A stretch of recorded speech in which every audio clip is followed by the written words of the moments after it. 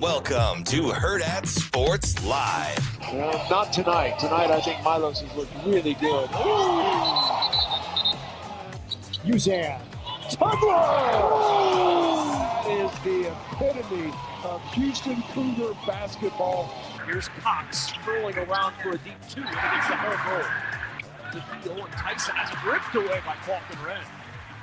He has been a force on the offensive glass, and after the offensive rebound, then you get those step-in threes. Mass 2-3 dribbles, back cutting is Lawrence, extra pass, left corner. Hoiberg, three ball, good. Hoiberg, the star of the game on Sunday, changes speed, drives the ball, puts it up and in, and then one. He was fouled on the play by Austin Rapp.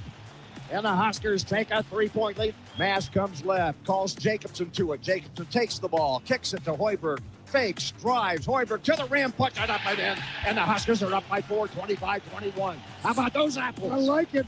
Very confident drive. And here's a steal on the right sideline, and Coach Hoiberg is absolutely livid at the call. And here comes Jamarcus pushing it on the other end. Out it comes, and Sanford's three, got it. And that was because of the push of Jamarcus. He flattened the defense. Sanford in one motion strokes her down. You are right, Coach Pavelka. Great push. Sanford driving, Butengel three ball. Got it! Bang, bang, bang, bang, Bluejay Butengel came into this game 2 for 20 from three, and he nails that three ball. Good morning. Welcome in Hurrdat Sports Live, presented by Centris Federal Credit Union. That's DB. I'm Ravi Lulla here at Hurrdat Sports Bar and Grill. What's up, DB? How we doing? Oh, we're doing all right. How are you? Just trying to eject my SIM card. Yeah, I think we found it. I don't know if we can figure out how to eject it. We're getting there. So if you guys have tried to call, I can't. Something happened. Is your internet working on your phone? Yeah, everything is fine. It's just You just can't make calls. and it drops. Oh, Yeah, it's been really, really, really difficult. yeah, that's not great. It's frustrating. I see you rocking the Mavs gear today. Yeah, big Mavs guy. I was with some Mavs people last night. I'm a big Mavs guy. We were, they had kind of their athletic partnership, appreciation thing or something yesterday. I got to see my boy, Evan Porter. What about Adrian? Adrian wasn't there. It was more the, Baseball? Learfield people. Oh, nice. So, Bree, who used to work with us, is Yeah. there. Sal, who, I don't know. Do you know Sal? Antonio? No. Banderas? Nope. Salvatore. I can't remember his last name. DeMarinis? Nope. Yeah. Does DeMarinis just look like he'd have a Salvatore in his family? Yes. He gives me Sal vibes. I think DeMarinis is pretty Italian. Matty gives me a lot of Sal vibes. He's got an Uncle Sal somewhere, and Yeah. it's like, He looked good. He looked good. He did look good the other day. I was happy to see that. Yeah. Oh, why are you nice when he's not around? Well, I'm nice when he's around too, just not when I feel like he's being a bad friend, frankly. We're not going through this again. But no, I got to see my guy Evan Porter yesterday. Nice. How was EP? He was good. He had Did he have on flat front khakis? No, I think he was wearing like joggers or something. He's kind of snappy. Yeah, no, Evan's great. I love it. Ah, you rock with Miller North, don't you? You just threw it through. Well, I do, but also Evan is genuinely a terrific dude. Yeah, he's a good dude. So he's. I feel like we Evan. liked Evan before Evan was popular. Don't you think, Shane? Well, I mean, I yeah, certainly did. I met him absolutely. in 2001. Yeah, So you got me beat. You like those folks that gatekeep when people pass away. no, you don't you're not gatekeeping. Everybody should like Evan. Evan's great. Why aren't the TVs on? That's the real question. Oh, they're on. They're just not on any channels. Why? Well, I got here late today, DB. Oh, but I thought your wife's out early. She's isn't her schedule different now? Yeah, it is, but we had some difficulties after she left. I'm not gonna lie to you. Was it the dogs? No, the Beaties was not cooperating. No.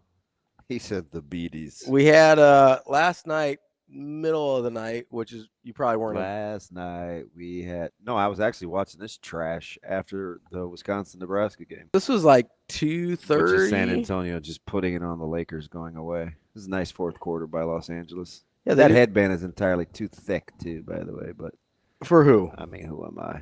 For LeBron? No, Austin. Listen, Austin can do whatever he wants right now. I see. That's part of the problem. Part of the problem. Reeves, not Jacobson, to be clear. Correct. Can do whatever he wants. Yeah, although AJ's fine. No, Austin's I great. gotta remind him to fire over those emails. Oh, for Tulsa? Yes.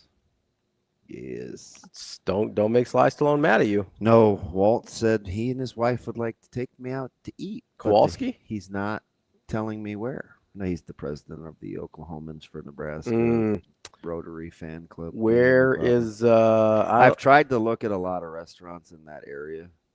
But I don't know if he's going to be more OKC or more Tulsa. I'm staying in Tulsa. Are you familiar with him? Is he like? Do you know him a little bit? Yeah, I do. It's the second engagement I've done for him. Now it's been 4 years. Yeah, I'm trying to figure out if he knows you well enough to pick a good restaurant for you. Well, he asked me if I had any dietary restrictions, so no. Okay. So as long as it used to swim, breathe, that didn't include photosynthesis directly. Yeah, I was fine. Yeah, I was gonna say. So your dietary restrictions are no plants. Yeah. Nothing green. I had 2 hamburger patties with 2 slices of cheese and some. No warm fruit. No. No, but I do love fruit. No sweet meat. I mean, preferably not. No sauce. Your dietary restrictions. Correct. Correct. That'd be about right. It's people like you that give eating a good name. No, that's what you wanted to say. I didn't eat any shampoo or conditioner this morning. That's actually a bonus. That's a plus for you. Yeah, I'm proud of you. I've thrown in the towel on my mouthwash though. Zoe can have it. I'm going to get a real mouthwash. What? With the alcohol mouthwash. Just one with a little stronger. Need some more active ingredients in there. Yeah. But outside of that, man, I'm just enjoying. So 2 guys that I follow were on diametrically opposed sides to capping Nebraska's game last night, and they're both really, really good. Ooh, okay, I'm interested in this. Yeah. What? One play of the day was Wisconsin. He got it at +2.5. Okay. And my other guy was lock of the day was Nebraska -1.5.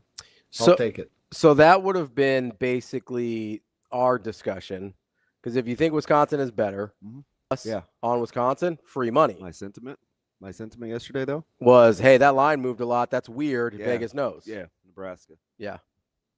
So I mean, once it crosses, if it crosses that's actually one place I will almost always agree with you. Yeah. If it crosses the 0, I'm not taking the team that started as the favorite. That's my thing. So I'm like, Vegas was on the wrong side of that one, and they paid the price because Wisconsin was at no point really functionally in that game. No, that game was over early. Yeah. And my man, he's gone from the affectionate nickname that I which one referenced him last year in our group text to back to Buchton. Oh. What? I mean, he was shooting like that earlier in the year. Yeah. He did knock down a big one. I mean, it wasn't that like the one from the corner where he went ham. Yeah. Yeah. So at no point did I not think that ball was going into. Is that weird? It is weird. Sometimes it's a momentum of the game thing more than the shooter, though. Yeah. Like sometimes in the course of a game, you're just like, oh, this one's going in. And it doesn't matter who put it up. Yeah, back to what I was harping on with Nicholas Allen. You have to see like that defense, that no middle. Well, we've talked. I mean, we've gone into this 1,000 times on our. So you know what's funny about Nick talking about no middle yesterday? What's that? It was D. Marinis's big rant in the group text after the Creighton game last year. Do you remember how he got into the whole no middle and what they want to do and what Creighton needs to do? And I was just like, oh, we talked about it again yesterday. But anyway, Wisconsin couldn't throw it in the ocean. But Nebraska, just defensively, man, that stuff looks portable. Hey, Frager's nuts too, isn't he? So the couple things that I took away yesterday. Number one is Frager's the first guy Nebraska's had in a while, a local guy. And I felt the opposite of this a lot, where I was like, oh, that's a Creighton miss. Like, how many guys Creighton's had that so you look at, and Nebraska fans are like. That recruitment is interesting. You're not super far off. They just obviously knowing Mac, but that's not a terrible take. Like, there's a bunch of them that Creighton's had locally that you're like, Nebraska, what were you doing here? And whether it's like Kyrie Thomas or Justin Patton or like just pick a guy, right? And there's been a bunch of them that never even had offers. Like it was, and it's made Nebraska fans. The Braden Frager's the first one in recent memory that I'm like, oh, yeah, that guy normally plays for Creighton. We were playing with and against him the summer that he blew up. Yeah, but really good. We're just like, man, this dude is kind of pogo sticky. Yeah, we knew he'd had like this more skilled than he probably gets credit for. Yeah, this crazy shot selection. Like I watch him warm up all the time, and I'm like, he's one of those guys that isn't going to take any shots inside of 4 feet to get loose. Yeah. I mean, just out there, high degree of difficulty, fadeaway threes. He's out there, playing with the basketball. Mm-hmm. Occasionally he'd throw down a couple hand dunk. And I was like, oh, it's nice versatility. Yeah. But they get after you. And I think they enjoy doing it too.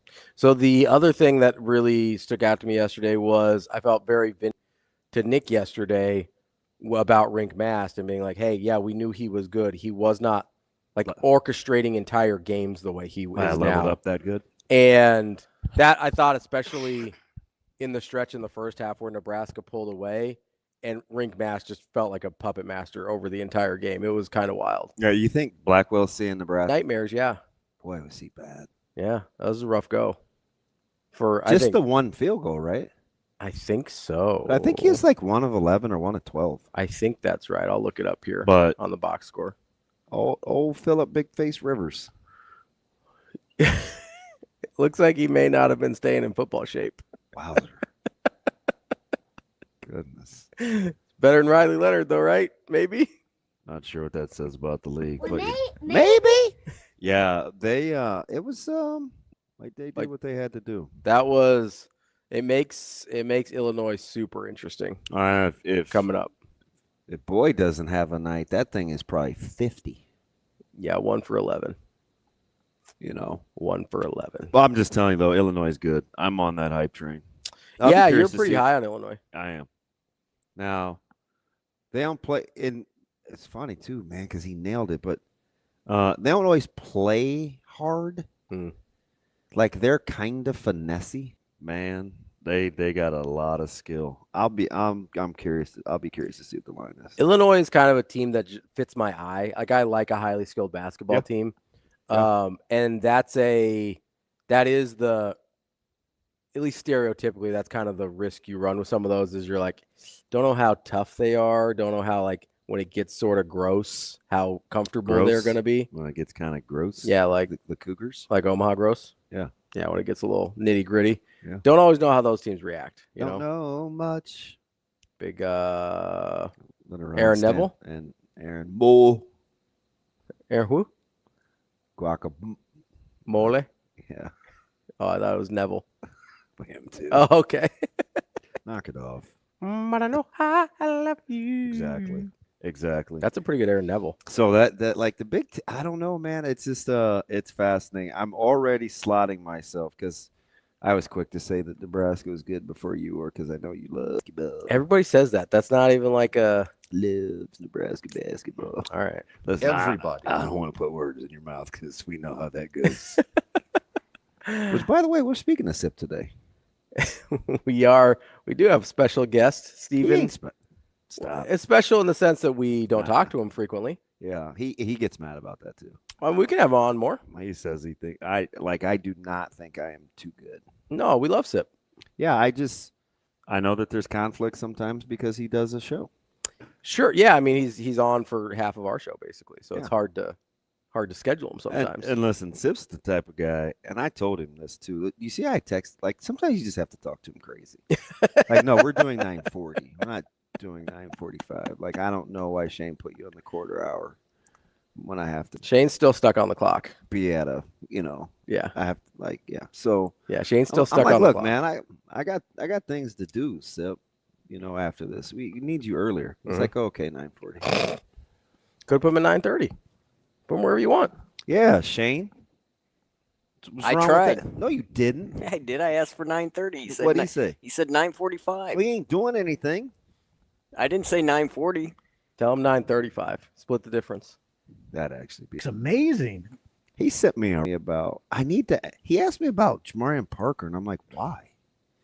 So I'm gonna ask it. Maybe because he hopped in the portal. You're just like, hey, No, we were just talking about plans to like talent. Oh yeah. And I was like, this is kind of out of nowhere. Yeah. But then it turned into a fantastic conversation. I think maybe he remembered that you liked him, like that you. Yeah. Especially the story, like coming in. Yeah. Speaking of which, I was talking to Ding Dong last night about bowl game travel and if he's coming home or whatever. And you know who he's a huge who is? I don't know. They're they're pretty all right. Do you know who he's a big fan of on that hoops team? Who? Connor Asijan. Really? Like he refers to him as like my boy. He's like, oh yeah, that's my, like we do. I'm just like, that's interesting. Huh.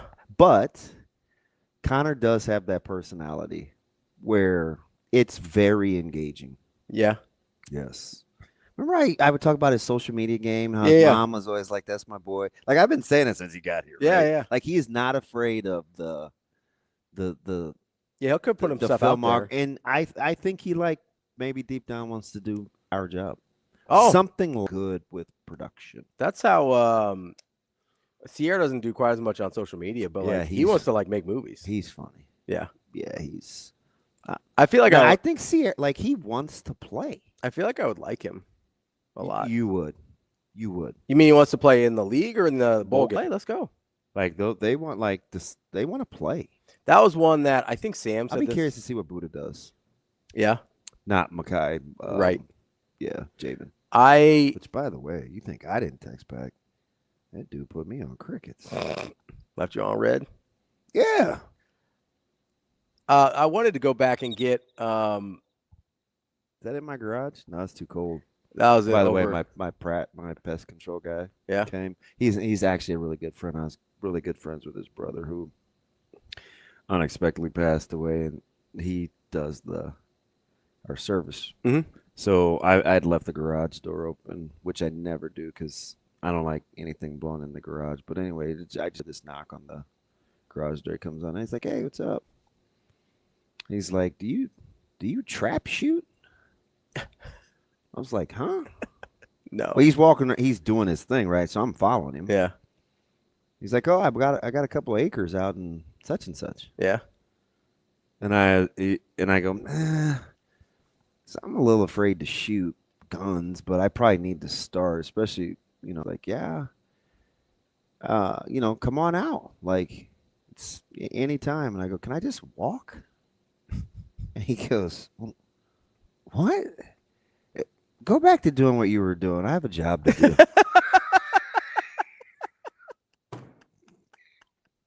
I was like, he must not. That answer was pretty stupid, but he didn't get it. He was mildly disgusted. He hit you with the quit bothering me. I'm trying to work. If I'd have said, yeah, would it have been cool? Probably. And he wanted to say, much like last night, man, shoot or shoot. He probably would have probably out. Shoot or shoot. My man was 2 of 20 going into last night and goes 2 of 2. He's like, "Hey, don't worry about it. I got this." Dude, you got to admit, and I'm super, because they're my boys, but the basketball social media crew. Oh, no, they're on it. Is incredible. They're definitely on one. I mean, and they're hilarious. And one of them, Sam you'd get, but Alex, he's he looks super smart. He's never got a hair out of place. He's got these smart specs, and I mean, my dude is funny. Yeah. Yes, it is. Their social media team is. So if they're good over the course of this year, they release the cinema deal. Mm-hmm. They're creative. They've got some cool stuff planned. Yeah, they're just funny. Yeah. Their offices are right down where our studio is for the show, and so they'll come through in the morning and kind of like our boss. They just change everybody's mood. Mm-hmm. You know what I mean? It's you dap up, and they just got juice, man. Just like me, I change everybody's mood when I come in. Yeah, that's what it is. It's like, hey, let's dap them up. What'd I say to you this morning? It wasn't nice. No, something about me setting up late.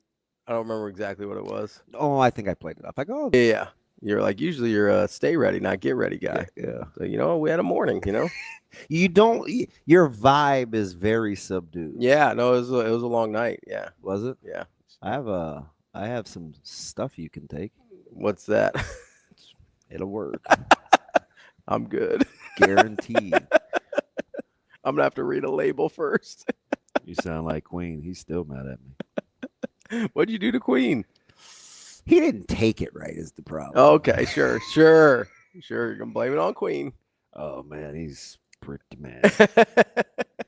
I'm never taking anything you give me again. It's like, relax. You didn't do it right. Okay. Just need to build up a tolerance. But shoot, man, the whole portable thing with this basketball team will be on full display because they're willing to concede some threes. Mm-hmm. And as you know, Illinois. Are we talking to Evan tomorrow? Illinois Evan? I didn't set it up, so. I'm working on time. Oh, well, he should just be on speed dial. What else he doing? He's got a couple jobs. Loving on some student athletes. Yeah, he's got to take care of the student athletes. He works at a church. He does the radio show. He's got a lot going on. Well, that's a heck of a campus to be spending a lot of time around in Champaign. Yeah, I don't mind Champaign. We stayed at their little setup right next door to the arena. Oh yeah, for the Buckus. Yeah. It was within walking distance. Yeah, no, it's I don't mind. I walked a ton there, except they were having this like Renaissance Hamlet, Lord of the Rings. Oh, that's like fair. right up your alley. They're like walking around in public like that, just on the. You're not a big medieval dress in public guy. It's different. You don't have like some chainmail you're just gonna rock. I was looking at myself. I was looking at Christian. I'm like, shoot, man, they think I'm Othello. It was very. Evan, you want to come on at 9:30 tomorrow? Is Evan streaming with us? Yeah, he goes, I'm listening to your show. That's what I'm doing. Oh, what's up, E? He did. I told you that restaurant recommendation was. Dude, I'm telling you, Evan's the best. He's when I told you, a lot of times I'm kidding. When I told you he's just a way better person than I am, like that was it's. Well, once I saw him and you told me he at one point wore cornrows, I knew I was in. I was like, you? Evan, can you send me one of your cornrow pictures? Yeah. So because I'm telling you, I'm sliding Illinois in that top four. I think Illinois. And I jumped the gun on them last year, and they wet the bed on me. Yeah, they had some. Well, they got hurt. Everybody was hurt. They were hurt, but they also, their offensive continuity was not great. Like they relied on a lot of individual, hey, somebody go make a play, and that wasn't. And they had offensive lapses for that amount of talent that are inexcusable. Hey, Copes, I don't even know what that means. What is LARPing? It's a thing where they like pretend to sword fight, I think. Oh no, he did. So I think I don't think it's exactly with pool noodles, but it's like that's. Oh, Copes got more jokes. That's basically it stands for something. I think it's an acronym, but I don't know what it is. Wow. But yeah, basically you got these people in Renaissance gear with like pool noodles that are like smacking each other like they're sword fighting. It's not that funny. Live action role playing is according to Funky Giblets. And Austin and Kobe. Dude, that dude's kind and of a Rico and Adam. Wow, I didn't realize Rico and Austin were LARPers. They were on that like crazy. Well, I could see Jimmy Neutron doing it because that dude dude comes up with some stuff in a hurry. You like ask a rhetorical and he's like telling you what it is. I'm like, this dude should be doing research for. You guys never sword fight with your friends? That's what Austin said.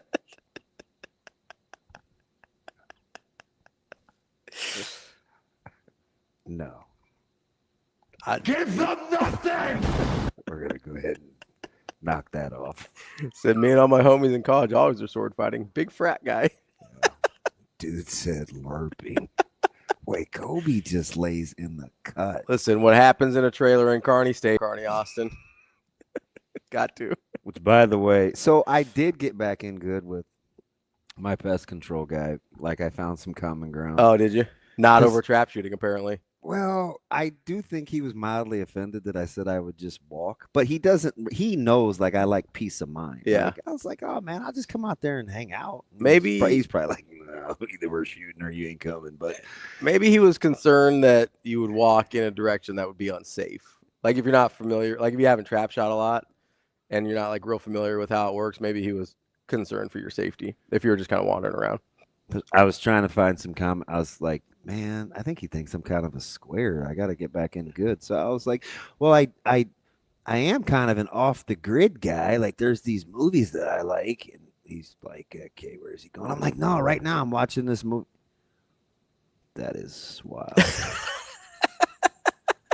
It's giving me some Nick Wright vibes. Wow. All right then, Evan.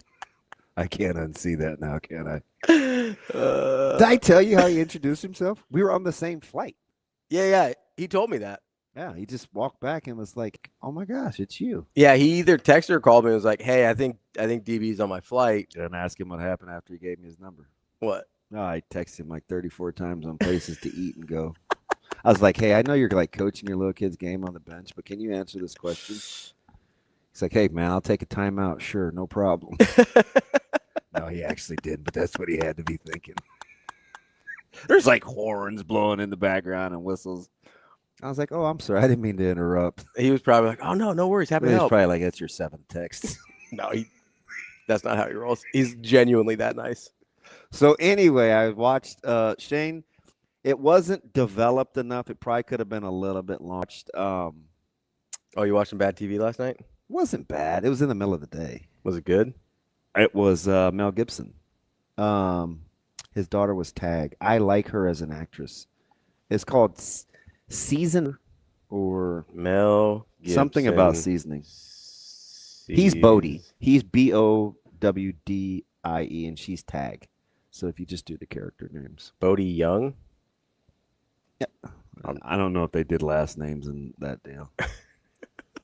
Do they do that in movies? A lot of times. Yeah, so like they have like a full background character. It's a whole thing. Do you know Sylvester Stallone's last name in Tulsa King? I don't know his first name in Tulsa King. So anyway, that's a movie I watched. It's only an hour 33 runtime. Really? So I did it while I was making Zoe and Micah's. I was pre-making their dinner.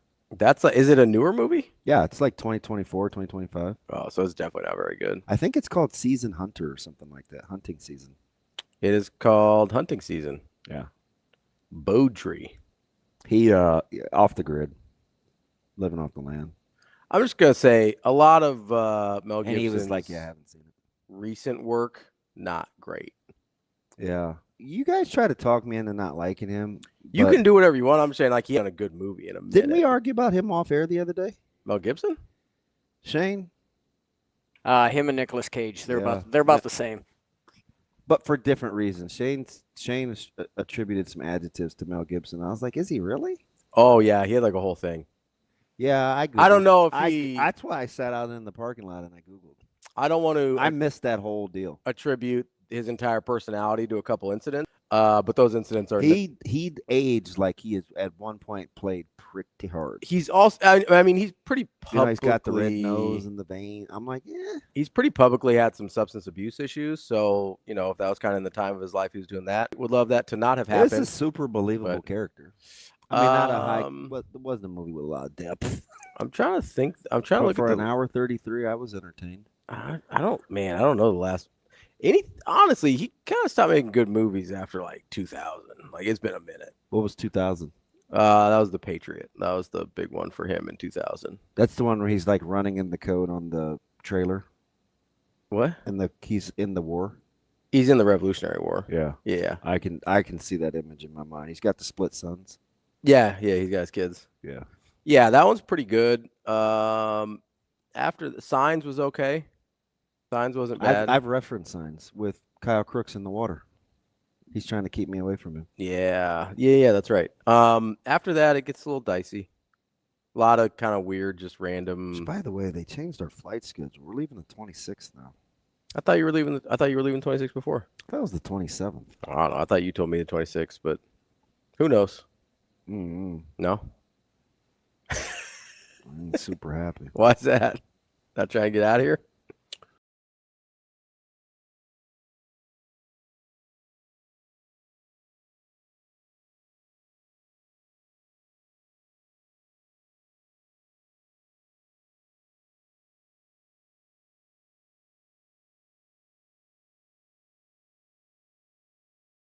It's 3-year tenure. Mm-hmm. It's about as efficient as it.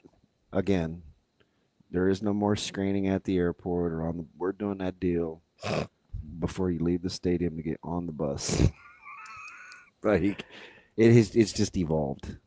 Yeah, It's very much evolved. So I think part of it in my head too is I'm obviously aware that they fly and it's private and whatever.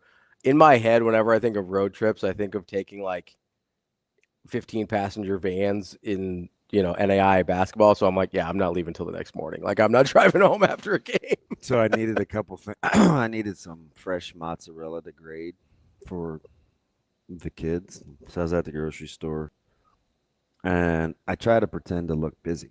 Mm-hmm. So I ran into the little thing that moves on its own that scans. I think it scans groceries. The little white thing that rolls around. I was like, oh, excuse, because my head was down. Where is this? I was at a grocery store. They have like a little robot? Yeah, you've never seen those things? Oh, Zoe's tickled every time we see them. But anyway, so I'm trying to look at my flight for tomorrow. Mm-hmm. Do you know my dumb butt? I'm like, I was going to register because he booked it on Southwest. So you gotta like log in or like, yeah. Yeah, so I can do that, right? The biometrics. It was like, flight confirmation number. I'm like, confirmation number? What? Why are you confirmation? Where would my confirmation number? But when the last time I had a confirmation number is that I flew somewhere? Ooh, it's going to be a minute. Been some years. Yeah. So I had to go ahead and put the old phone away and said, I'll do that later. Did you figure it out? Or you still have I went back to an old email. Yeah, usually it's in like the first email of the booking the flight. Yeah, that's going to be an old cut paste thing. Yeah. I'm not.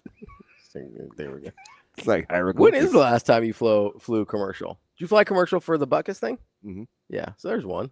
Yeah, but I didn't. RAD did all that. Oh, he did all the. Yeah, he checked us in as a group the whole night. I didn't do one thing except rolled luggage. I'm trying to decide if I want to carry my carry-on. Oh. For this one? Yeah, I'm flying through Phoenix. Oh, they're going Phoenix to Tulsa? Yeah, you're gonna be. Hey, thanks. I wasn't aware. I could math it out for you if you want me to. No, I'm good. Probably like 2.5, 3 to Phoenix, then another like 1.5, 2 back to Tulsa. I'm good. You guys keep trying to cram Kalen DeBoer down my throat, man. Knock it off. You could have. You probably could drive to Tulsa and be there almost. Yeah. But I'm leaving. Really, I'm not staying. Oh, you're like quick turnaround. But I thought about it. I was like, could I drive 640 by myself? Sure, I could. I think the big difference is just because if you're waiting in the airport in Phoenix at all, like you're gonna hit your 640 time wise. It's just a matter of like, it's not do you want to be actively involved in the process, or you just want somebody else to take care of it? Yeah, that's tough though. I'm working on it. Usually under 8 hours, I'm just gonna drive. I'd contemplate it if I wasn't by myself. It's a very Midwestern thing of me. Yeah, because I'm not like a podcast guy. I'm a music guy, so I could make it. Yeah, I do audiobooks on drives a lot. The only person I ever asked to travel with me is Brett. Yeah. Well, he said no like the last couple times. He's apparently parenting and busy. Oh, I got stuff to do. Yeah, kids. I tried to get him to come out to the bowl game. Yeah? Yeah, but I think Parker wrestles on the 30th. Oh, tell Parker he'll be fine. Nah, man, I'm Team Parker. I'm Team Parker. What do you think the line's going to be for Illinois, Nebraska? Illinois is probably going to be favored. It's at Illinois. What do you mean, probably? Well, I mean, I don't know. After you saw what Nebraska did to Wisconsin, it might make you double think. Yeah, Vegas screwed that line up. Like, would I take Jed? Jed is in fish. Sorry, you can keep talking. I'm multitasking. I would think. No, probably not. Maybe. Probably relatively small. I'd say like 2.5. Yeah. Like, I don't think it's going to be much bigger than that. Are you nuts? Maybe. That line's going to be 6. You think it's going to be 6? 6.5. I don't know, man. Maybe more. If it's more than that, you should probably take Nebraska. Like, that's a lot. I'm 60 to the good. We haven't had a wager in months. Yeah, it's been a while. I think so. I think you're up 60 right now. Because I think you were up 80 and I got 20 back on something. It's something stupid. You shouldn't. I agreed to that I didn't. You definitely agreed to it. Let's talk about this. You know they for a record second. all this, right? Like I could go back and prove it. Yeah. It's unfortunate. No, but you could probably get look-aheads. I don't want to Because look ahead. I basketball's- want the real line. I'm going to – hey, don't you type a thing. Just discipline now. Jeez. My number's my number. I'm not going to change. That's my number. I said 2.5. Illinois by 2.5. It's significantly more than that. Are you going to give me the difference in the number you said, or are you just going to – you're not going to give me every number higher than 2.5? No, absolutely not. It would be you have to pick a number. We'll pick the number in the middle. Anything closer to yours, you get. Any closer to mine, I get. So You if say you pick 2 and- 6.5, then 4.5 to 6.5 is yours. Anything under that is mine.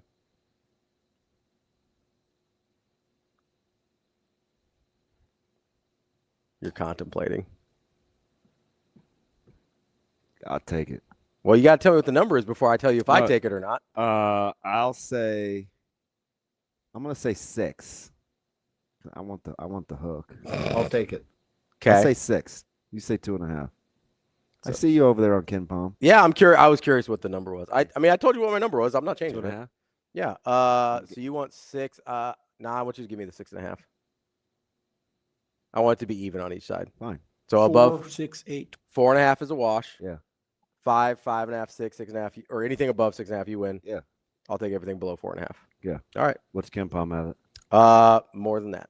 Yeah. They got it at. He's got it at 9. Yeah. It's 10, 11, it's 12. like, so that'd be $80. Still not enough for a good meal, but I'll get there. I mean, it's enough for a good meal by yourself. Yeah.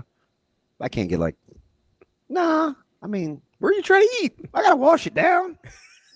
I mean, that alone's Water. 14 plus. Water. You got to figure the protein's at least 45 plus. Depends on where you're going. That ain't. Look, I don't want to have to do math in my head. If I'm eating, I'm eating. Just bring me the bill. I ain't doing that mental calculation. More like, Then bring me if the I have bill. to do that, that means I shouldn't be there. You know what I mean? It's different when you're trying to calculate if your bank account's going to withdraw and how much money you are owed on a Versus bet. spending your free money. Yeah, that's a little different. Yeah. I haven't had pork chops out in a while. That always keeps me under a good number. Yeah, pork chops are super hit and miss for me. I used to be a big pork chop out guy. Good pork chops are phenomenal, but people mess them up. You said 2.5. Are you drunk? I think that's what I would make this line. I would make it 2.5. God, I can't. That's a free $80 for your boy. All right. Even though, like, I never do anything with You've it. cashed in, I think, once. We've been doing this for like 2 years. And I think you bought me something. You Uh, didn't even like give me anything. I think did you pick up the food? no, I think I Venmo'd you. Did you? Yeah, I think it No? was in New York last year, I think. I think I Might Venmo'd you have- in New York might last have year. been. Because you're like, I want to eat something nice. And I was like, all right, here you go. Here's $30 towards your $300 meal. No, I think we're up to 80 or 100 again last year. Was it? Yeah. You get up to about $100 a year. Yeah, that's time to cash in. That's Yeah. a meal, man. I know. Do you know how much sushi that would have I bought was me? going to say, how much delivered to your room nasty sushi that would buy you? Yeah, and I'm on Dash Pass too, so it's all food. I'm not paying any fees. Man, I'm not delivering sushi. I'm eating sushi there, or I'm not eating sushi. I saw Shane, your grocery store that we were talking about, all the ready-made meals. Yeah. They have a big DoorDash sign above the. Oh, yeah? I'm like, you can DoorDash meals to go. You can for DoorDash that? like groceries. No, I do. Yeah. No, I Instacart. Oh, yeah. Yeah, I DoorDash food. I've never. Yeah, I haven't either. I had one of the delivery services for a while, but I don't do that anymore. Dude, in State College, I take advantage of Dash Pass. Do they have grocery stores in State College? Dude, I DoorDash $6.07 worth of food.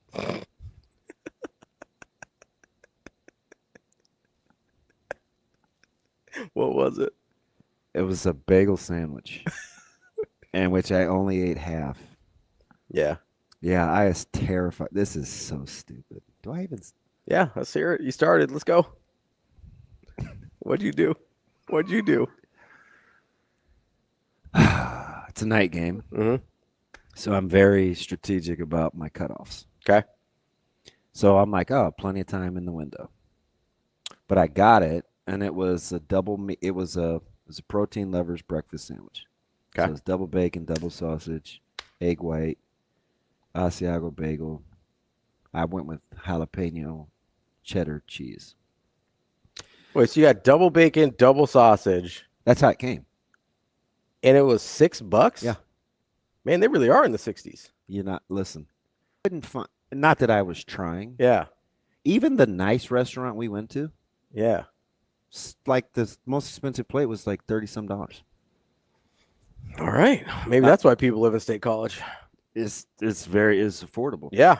Dude, they had bags of ice at their convenience store for $1.99. That's wild, man. Go. Ice is like the biggest racket going in the city. Hey, you charge like $5.99 for a 6-pound bag of ice. I'm like, nah, I'll go to Costco and get 20 for $5. No, you're exactly right. All right. So Thank you, Coach Seth. What'd you do with the bagel sandwich? So it's a little messy for my fingers. Yeah. So I didn't have any silverware. Okay. So I was trying to eat it out of the foil, like use the wrapping. Mm-hmm. And listen, save the you can wash your hands and all that kind of stuff, because there's this weird thing of why I don't like eating with my fingers. I always feel like you can smell the food after, no matter how many times you wash your hands. And I'm notoriously an OCD hand washer. Yeah. The travel size thing of lotion I had was too small, so I didn't want to run out if I had to routinely wash my hands, so I stopped eating. You just stopped? Here's I'm out. How much of it did you eat? I was like, it ain't worth it. How much? Half. I ate half. Okay. I have. And I set the little baby bag outside my room because I didn't want it to smell like food. I have issues, man. It's fine. It's fine. It's totally fine. I talk about it out loud so I can process. No, it's good. It's good. I'm glad that you feel like this is a space where you can share that information. Yeah, I know you're sleepy, so you're not like on your A game. That's true. Yeah, we're having a hard time today. Cal JM says delivery apps are a scam unless you have money to burn. It does, I think, help to have the pass. I kind of like him, though. Cal Jam, do you think I would like you? What's he gonna? No, he might keep it a buck and be like, nah. He got on me about my stomach pains. Nah. So he's not like always supportive, but I think I could rock with him. He's like, nah, man, you wouldn't like me. Travis just called you special. Travis S? He said, well, so here's context. He goes, hurts my feelings. Our sweet, sweet, eclectic special DB. Wow. That's some TO type cut down stuff. Not overly mean sounding, but very like heart ripping. Like when you sit on it for a second, you're like, oh man, that sucks. Like, would you just yell at me? Just yell. Call me a POS and let's get on with this, right? I don't know. I mean, you don't make enough money to be running out of bounds like that. Let's try to stay in bounds and deliver some contact. Couldn't tell anybody that now. Be like, no, I do make enough money to run out of bounds. I think he's implying something about my toughness. Just say it. Maybe he was implying he said something. My special friend. They said my sweet, sweet eclectic, or that's even worse. That's even worse. Sweet, sweet eclectic special DB. I used to rock with T-Ram. He's out. That's fine. See, it's not that funny.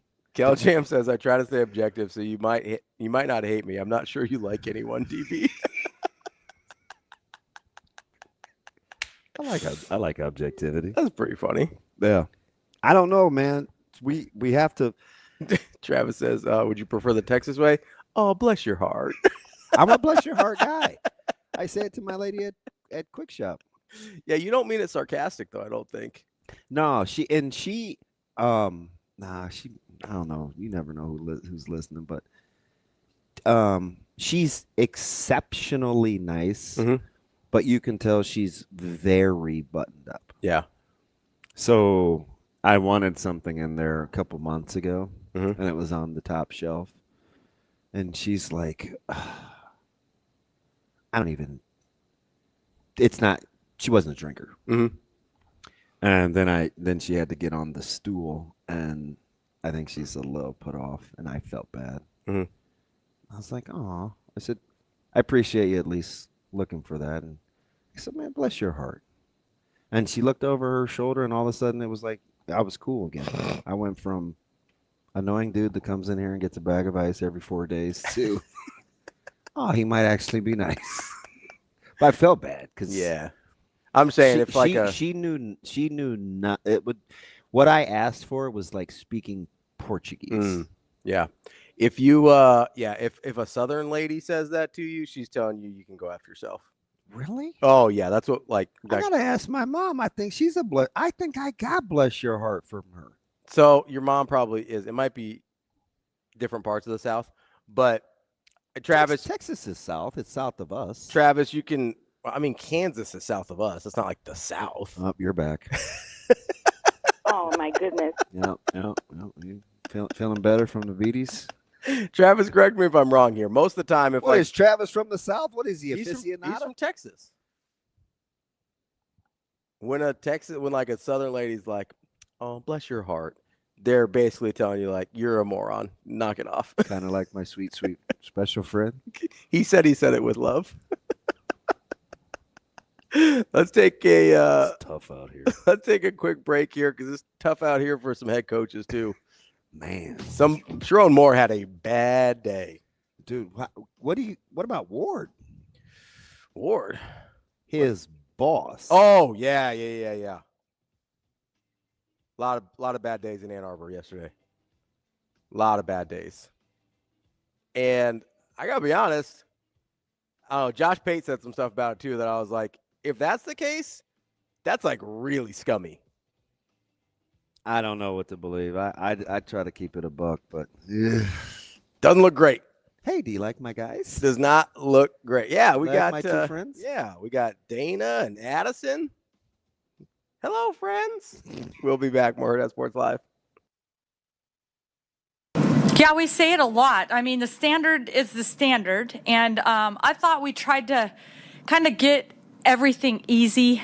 And then they made us pay. And I thought that they kind of made some hustle plays there in the first quarter that normally our team has kind of been coming away with, 50-50 balls, loose balls that they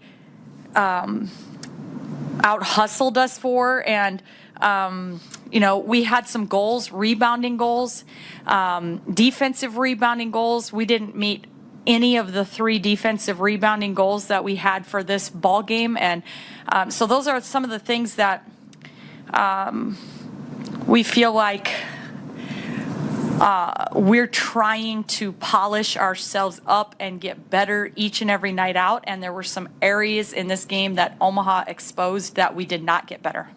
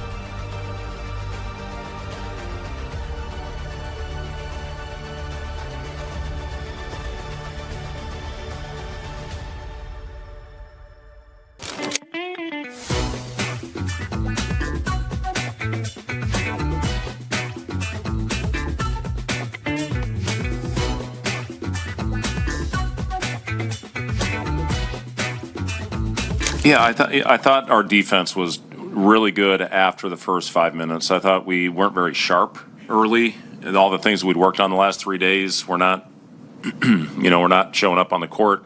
And then we started getting active. We had 0 deflections in the first 8 minutes of that game. And then once we got our hands activity going, that got us out in the break. That's what fuels everything with our team. And, the energy in the building was off the charts. The last 2 games, and you look at Creighton and this game tonight against Wisconsin, that's exactly what we need out of our crowd. And our guys they feed off that energy. That BK was unbelievable. The way that he went out there, that block when he cut his mouth was really impressive. And it was great to see him knocking down those shots. And it started with his free throws. I think he made his first 4 free throws and then was able to knock down that corner 3. And I thought our guys' movement on the offensive end, it was really Jamarcus that had great pace.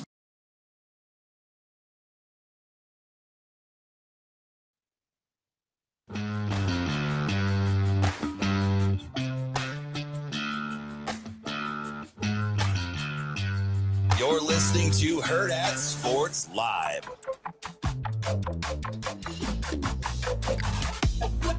Welcome back, Hurrdat Sports Live. That's DB. I'm Ravi Lulla here at Hurrdat Sports Bar and Grill. We've got a lot of bless your heart experts in the chat here. I'm riding with Cactus Jack. Amazing Daniel says it's like a verbal condescending pat on the head. Heather says bless your heart is absolutely a Southern diss. So the go F yourself might have been strong, but I was in the neighborhood. Well, look at Cactus Jack. I know. He might be from different parts. He's Texas and Tennessee, and you heard his voice. He's even got the twang and the drawl. Travis says when a Southerner or Texan says bless your heart, it's with a nice tone, but it is not a blessing. TK says I'm a Southerner according to DB. That's okay. It needed context. That's fine. That's fine. So apparently somebody's saying that they say it both seriously and as sort of a derogatory. That way you can never tell which is which seems fun. Do you know who that is? I don't know who that is. Might be the feds. Oh, never mind. Well,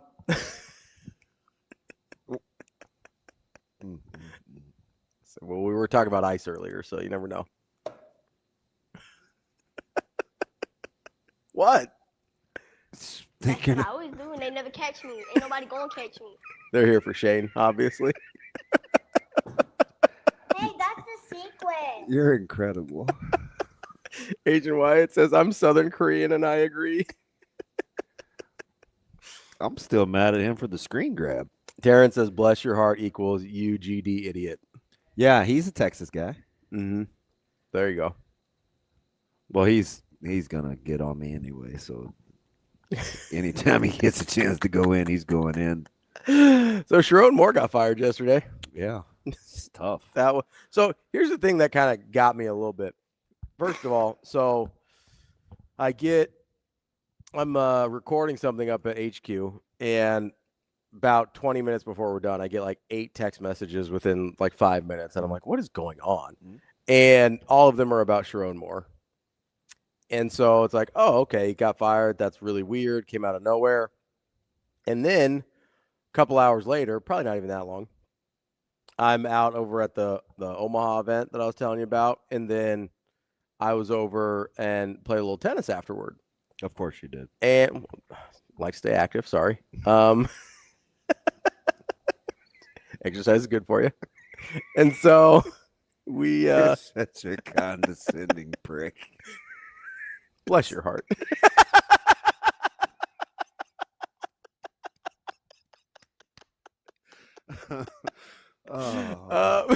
And so I'm over it. I go and check my phone during a little water break, and I people are texting me. They're like, this Sherrone Moore thing is like jump the shark. They're like, apparently he's been arrested. And I'm like, what happened? Like I was gone for like 45 minutes, and it went from fired to arrested, and I had no idea what happened. So I'm like on Twitter trying to figure out. How long is the drive? Long drive on Moore, apparently. 45 minutes, probably. No, not quite. Maybe to go out skeet shooting or whatever you were trying to do, but it's trap shooting. Sorry. Yeah. Trap shooting. I walked around. I was like, what? Go back to doing what you were doing. I just sorry, Jeff. The thing that got me was I'm scrolling through the internet and Twitter and whatever, trying to catch up on all the details, which it seems like we actually don't know that much outside of an inappropriate relationship with a staffer, right? And then he was arrested for something after that. The rumors have varied widely. Yeah. And so I honestly don't even really feel comfortable trafficking in that part of it, because some of the stuff is like obviously super duper serious that is alleged that he got arrested for. Some of it is less so I don't even want to get into that until we know something. He was arrested yesterday. We know that. But Josh Pate yesterday, he had put out a little video. He put out a little video that people have known about this at the minimum for several weeks, and that they were kind of waiting to see if he was going to lose enough down the stretch to do this anyway, and then he didn't. And then they were like, well, we'll just wait for signing day and then go from there. Which, if that's actually how this played out, that's the word manual part I was talking about, is super duper crappy. Yeah. And super duper scummy. Like, that is about the worst way you can operate, because when it first came out, I was like, yeah, if they liked him more, they wouldn't fire him for this. Now that I don't know. Like, that's a strong. It might be, but that was also when I immediately heard what it was, and not later when more details started coming out. When I immediately heard relationship with a staffer, I was like, if he beat Ohio State this year, they maybe don't. Maybe that doesn't happen right now. I don't know. That's me being cynical and whatever. But then when I hear sort of how it played out, I was like, cynical kind of feels like the right tone here in terms of how Michigan handled this.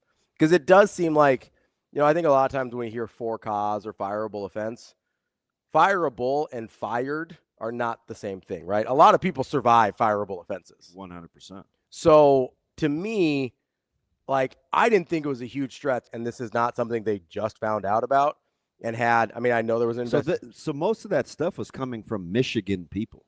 Yeah, right. Yeah, about Ward Manuel. So, to me, if that's the case, I don't think it's a stretch to say, yeah, if they liked him more, they wouldn't have fired him for this. Because all the stuff that happened after the firing, I kind of have to separate, or whatever we think happened after the firing, I kind of have to separate from the decision-making process to fire him, right?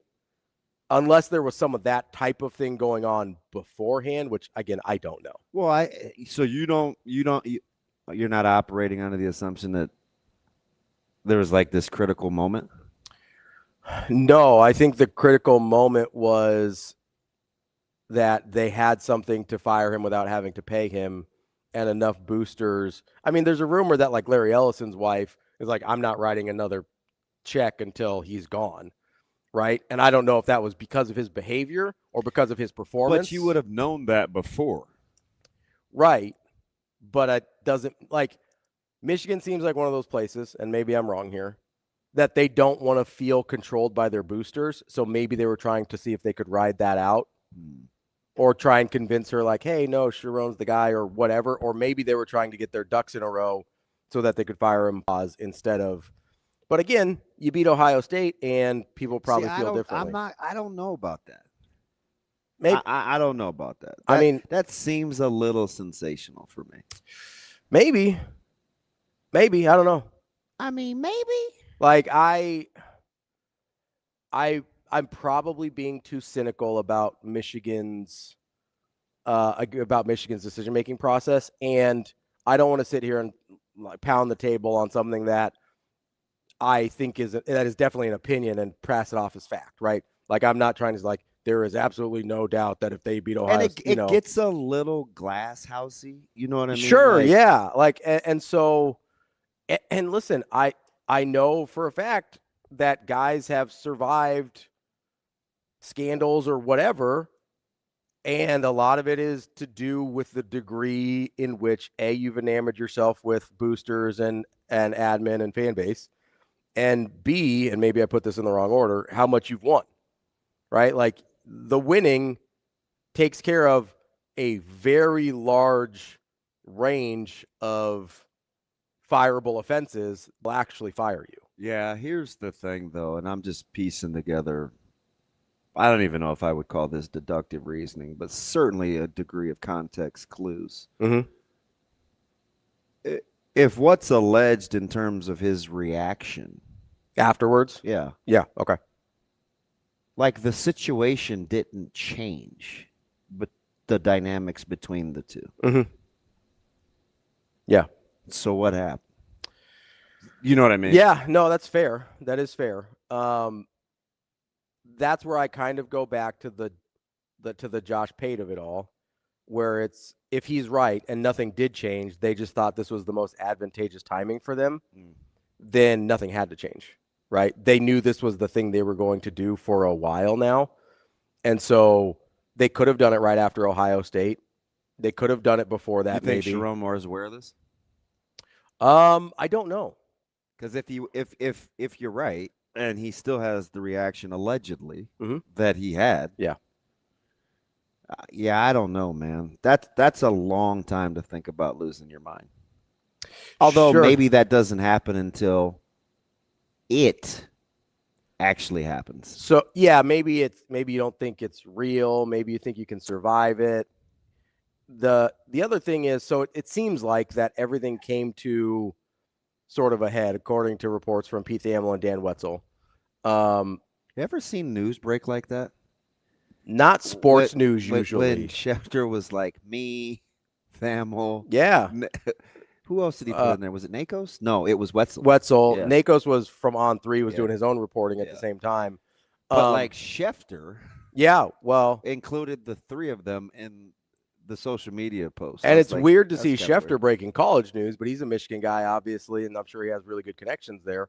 But it seems like through the reporting, it seems like the breaking point was all the other coaches having a meeting yesterday without Sherrone Moore. And I think maybe that's the thing where you're like, oh, this is real. I'm losing my job over this. Yeah. And not saying he shouldn't have, just like his thought process.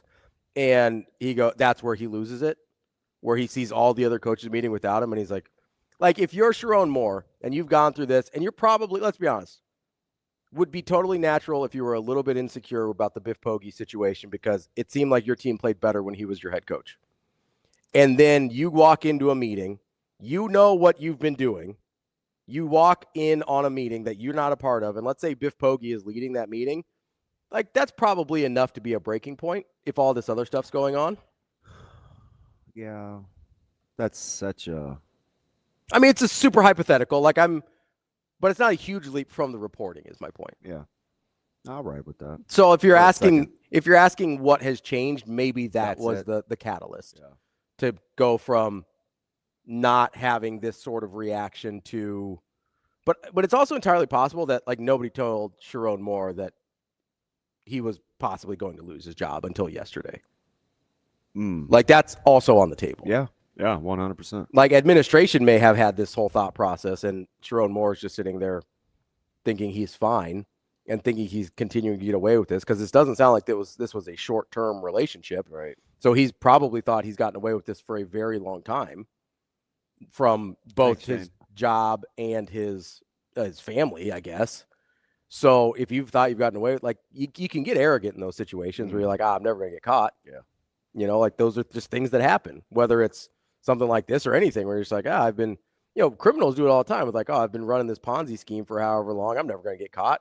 And they go spend money and they're stupid. That was half my job was catching fraudsters that got arrogant. You never catch them till they get arrogant. I thought, man, that whole time I thought for sure an SEC joke was coming. I held it back. You see that? No. The self-control. No, that's not you. You know what I mean, though? In my previous life, I wouldn't have caught a single fraudster if none of them got arrogant. That is the one thing that always gets them. And if it doesn't, you get away with it. But human nature, there's always oh, I could do more. Oh, look what I'm getting away with. I can do a little bit more. I can do a little bit more.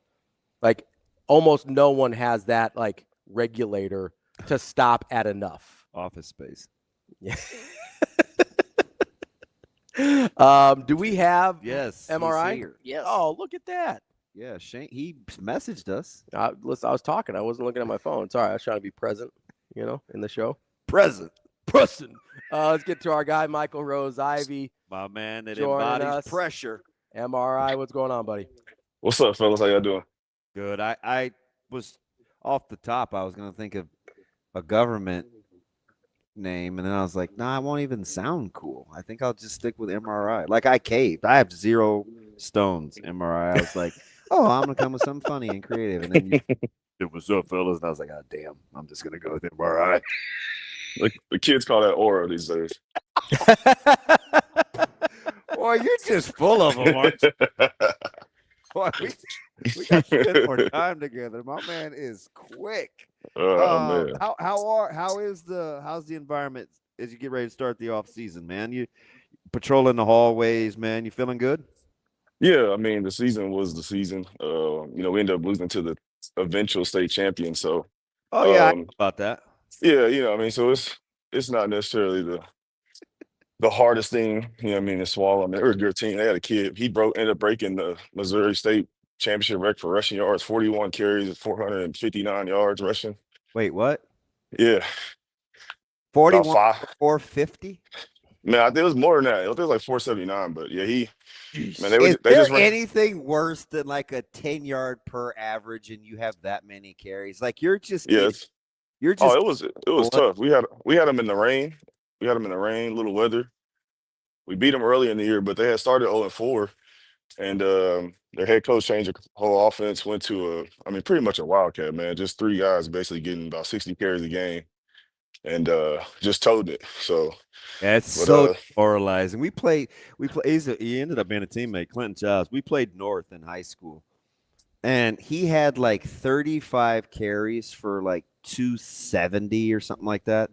And I don't know if he had a run longer than 30 yards. I mean, it was just like, and those are the worst, right? It's like, oh, shoot, another 20, 18, 9. Like, would you just go ahead and break one? I would say, does that feel worse than if somebody just drops like 60 on you? You're like, man, it happens. It was so workmanlike, and he was physical too, so it was miserable. But the 40-some for 470-some. Man, yeah. You see that box score, it's like he has 41 carries. I think the next closest guy has 6. Yeah, I did a state championship a couple years ago, and I think it was a record. Was it 60 carries for like 481 maybe? Oh, yeah. Or 55 for like 479. It was a lot like that. Yeah, very demoralizing. With like a minute to go too in a blowout. So that was yeah. To watch.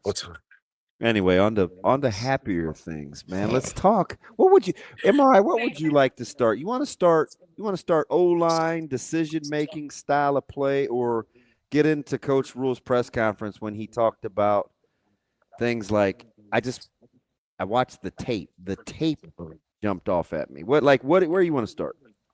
That's a lot. We can start with the defensive I guess coordinator and kind of defensive line shift that we're seeing. So ultimately, what do you think was if you had to like sequence the undoing of such a swift decision, where do you think it started? Mid-October. Minnesota? Minnesota, mid-October. That press conference, I actually went back and rewatched it. The press conference. So you. Yeah, he was disgusted. He was disgusted, and I think it was one of those things where maybe, the preaching of, one of us. And I think when you're trying to build a culture like he's trying to build, when you sense, right, there may not be someone that's one of us or may not be all the way in the way you feel like it needs to be. I feel like it probably just crept up on him. I mean, not crept up on him, but just stayed in him and kind of grew even more and more as the season went on after the comments after Minnesota. But, I just feel like there was, we talked about, I think even just structurally, there was a disconnect, right? We talked about run fits with pass coverage and how we're boxing, spilling, all that stuff. Not even get to the semantics, but you can just tell that there's an inconsistency there of how things are being, played. And again, I was always under the impression, with Butler, how much I kept saying it. It was my way of saying it. Like can't wait to the spring to see kind of what is Butler's defense truly, because I never really felt like this was his defense, right? I felt like he was, given something to kind of continue on and and try to improve upon, or you can even keep it in a level reasonable from where Tony White had it, especially with the run defense. But also understanding the personnel and things we had coming back. So I would say, again, definitely, around Minnesota around that time. And it could have been earlier. I think for him to go out and publicly say, I think maybe there could have been some senses of it earlier, really not feeling like the guys are getting put in the best position, or even it just sound like given the confidence on a Monday through Thursday or Monday through Friday type of thing, to where the kids feel like they're ready to go and they want to go play hard for you. So, and obviously with all the talk of Aurich, it sounds like he's a guy that, brings energy, builds groups, as far as units on defense, and has them playing together. So the hire, in a sense, to me, it's almost like a Bo Pelini to Mike Riley, in the sense that we want to make sure we have a very concise, clear change on things. Right? We want to make sure that the image of how we do things and the optics of it, just by who is in charge, right? That you should know, hey, we're doing things a little bit differently, or a lot differently, honestly, if you think of the spectrum, if you think of that comparison. So I think it definitely was way less anything about scheme, schematics, what Bowler could put together game plan wise. Something about on that second floor, that third floor of the coach's office on a day in, out basis. I don't think Rule saw, him maybe as, being one of us and fully bought into how he's trying to build the program. And you got the head, the heads, you got the right to make that call and continue to try to get the right guys in the building to build the program the way you want it. You said something I think is interesting. I touched on it the last couple of days in passing because it just started to click. I don't know. It was either Sam or Brian Christopherson that got my wheels turning. But, everybody harkens back to, because I think you and I agree, you stop the run with effort and toughness, right? Like that's number one and 1A. And in 2023, everybody talks about, oh, man, remember how many helmets and hats they had to the ball, and Nebraska was such a good tackling team. And right. So, and I go back to year one. I'm like, okay, so what was it about year one? All right, you get Knighton and Coop. They've worked together. Tony White has a clear vision. It's a very simple scheme, right? They didn't do a ton, so it allowed you to play really, really fast, right? Just do this, right? Solve problems with aggression. Then year two, it was okay. We have a few more guys back. We can do a little more. So you saw a few flashes, right?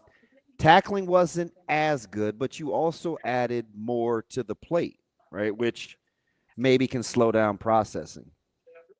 So if you're right and you're thinking year 2 to year 3, all right, we were pretty good against the run, didn't give up a ton of points. Let's work on getting off the field on third and longs, which is why I think they incorporated so much dime this year and really focused on the pass defense, and some other things got away from them, right? Right. If you're right in terms of, I wonder if we just wanted to build on, and in year 3, because remember in those early press conferences, Coach Rule said, to John's credit, we can do a little bit more because this is year 3. And before he decided on a new defensive coordinator, he talked about how many of the principles that he liked from Coach White's defense. Right. So, which would lead me to believe you're probably right in that the evolution of it.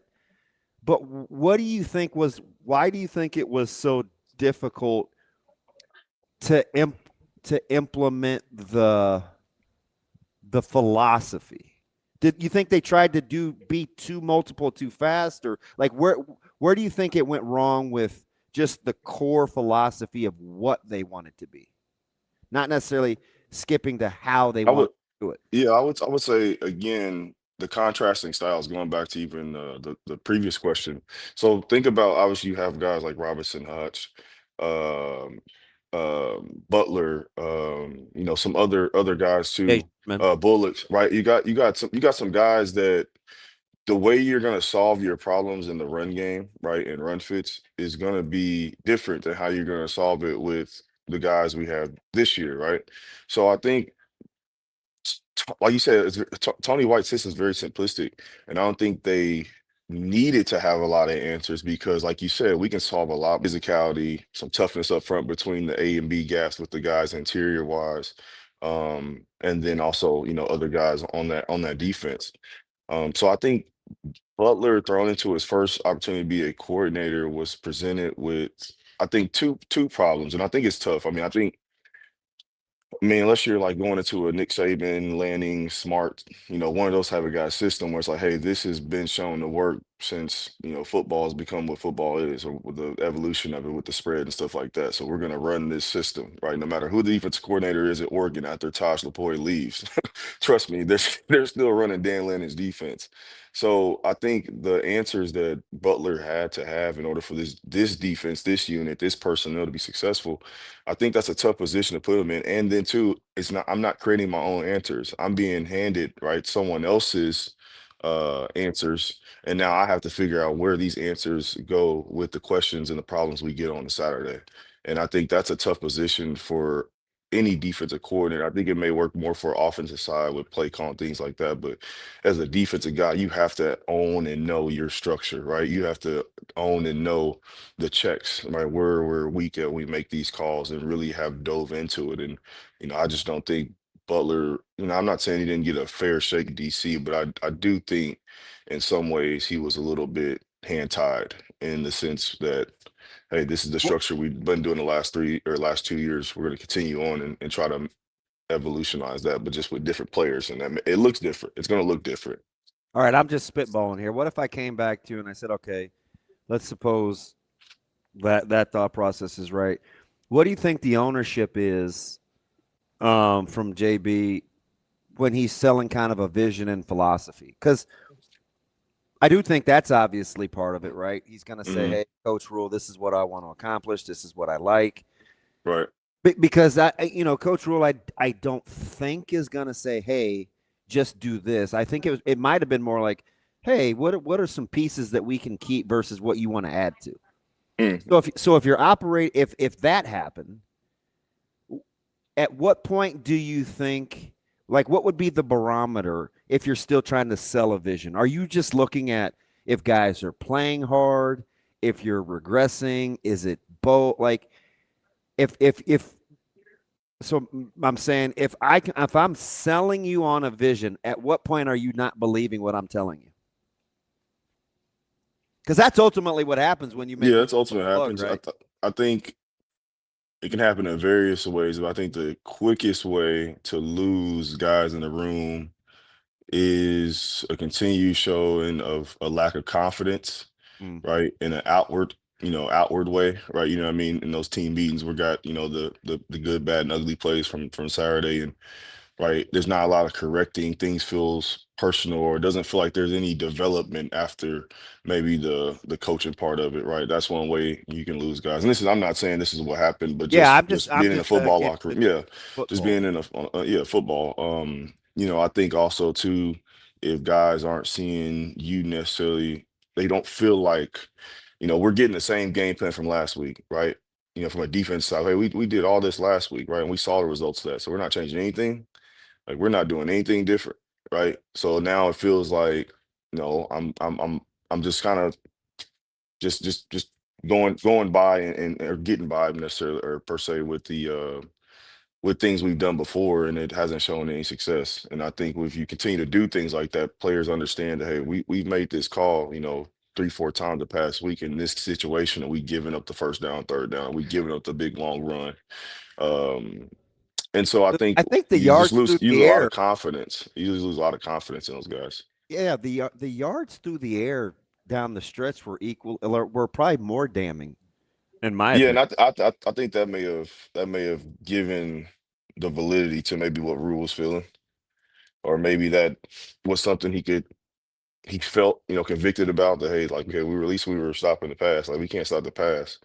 I'm barely considering bringing you back maybe next year. I know, you kind of like on, what I mean? And that's kind of like I think maybe a little bit of a breaking point. Like, what happened last, down the stretch, last couple, making plays on the ball, being in the right spots on the back end, making tackles right after the catch, those type of things. And, I think again, when you have pillars or you have things you want your program to be about, and you start to see that pillar kind of show cracks, you have two choices. Try to do a quick fix, or say, hey, let's reconstruct this whole thing and design it in a way that we won't get that crack in that same spot.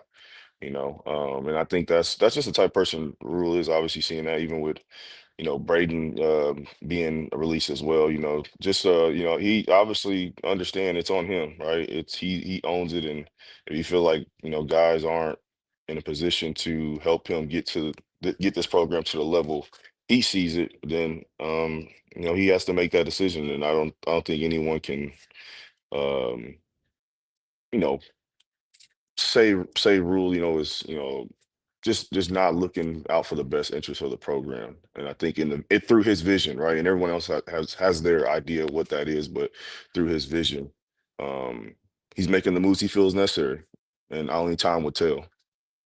Yeah. So, MRI, let me ask you this, because you brought something up there about kind of the simplicity of Tony White's defense, and this might be a very stupid non-football person question, but I'm going to ask it because I think about it a lot. It seems like the solution to almost any time a defense isn't going well is to simplify it and make things faster for the guys on the field. Mm-hmm. So when is the right time to run a complicated defense, or is it just a thing where defensive coordinators can't help themselves? I don't know, man. I look That's a at good a guy question. like, it's a great question. It's a great question. I look at a guy like Phil Parker, and I bet he would listen to Jim Knowles for about 5 minutes. Yep. But they're both good at what they do. Sure. Right. Yeah.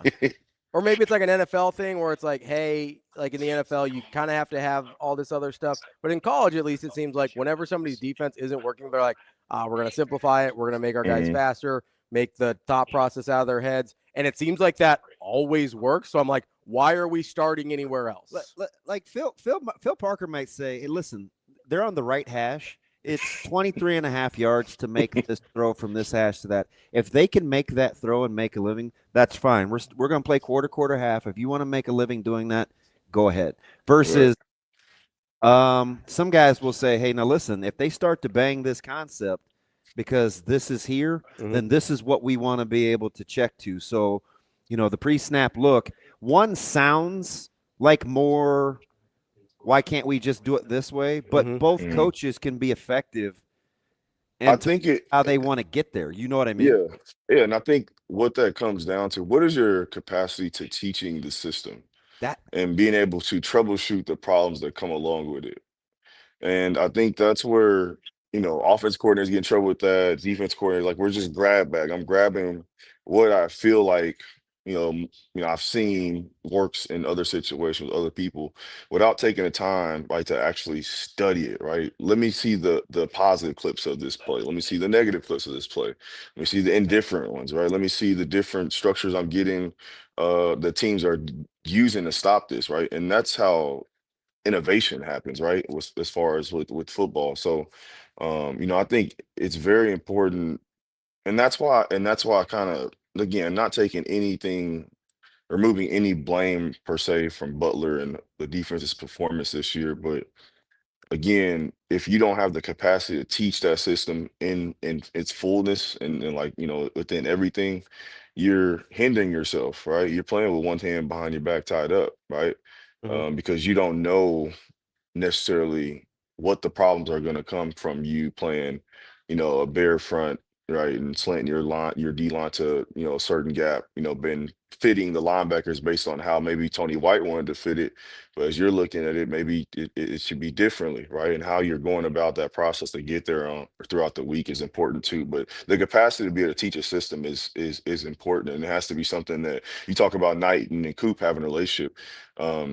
That's something that a whole staff has to have a process, a connection with one another, that where we all have ownership of the system and owning a part of the system and having a little bit of understanding of what's going on in front of me. I would think Coop knew and understood, like, taught his safeties how they were fitting off of the movement of the front of the defensive lineman, right? And I just think if you have that in your staff, then you definitely have more opportunities of success on game days. It just seems like over the last handful of years, the more they tried to do, the worse it got. But you also have so many new bodies too. So there had to be like almost a clean break and say, okay, we like these parts, but we're not there yet. So let's do this, which is why I think with Aurich coming in and because Coach Rule, he was very telling in a couple of his comments about specifics where, hey, I'd like a 270-pound in, not a 270-pound 3-tech, right? Or I want, we introduce now these bigger body types of some guys that we've recruited, like Malcolm Simpson or Tyson Terry. Like I immediately think, okay, those guys are 1 or 3-techs, right? They're not trying to play. It's different because you can play a shade in the 1.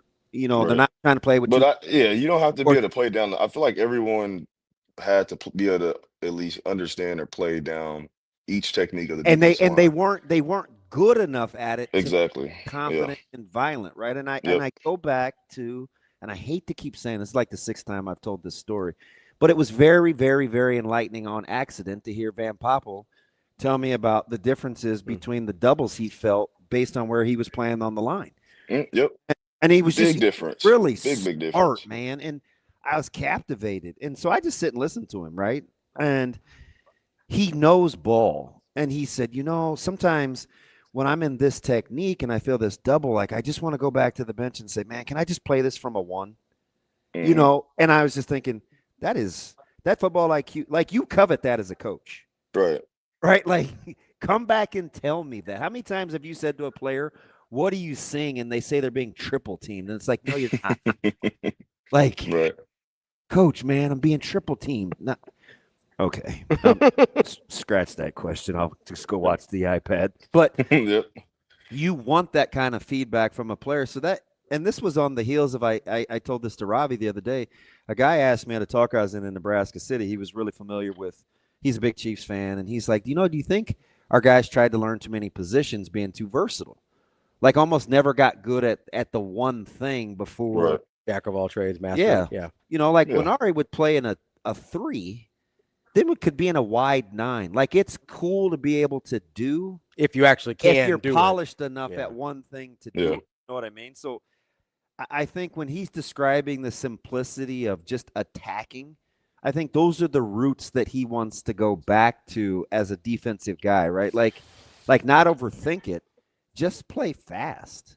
Yeah, just play fast and again have guys master a single position or just single position. Not even, you say a position, you're still, if you have to line up in a 1 through 3 if you're on the inside, but I think it's more about you have a system now. It's finding the body types, right? Again, you talk about going back to a 270 end. You think of a Jay Anchor. Like we had those base type ends, right? That were going to play towards the tight end. Is going to be able to handle a tight end and tackle double team.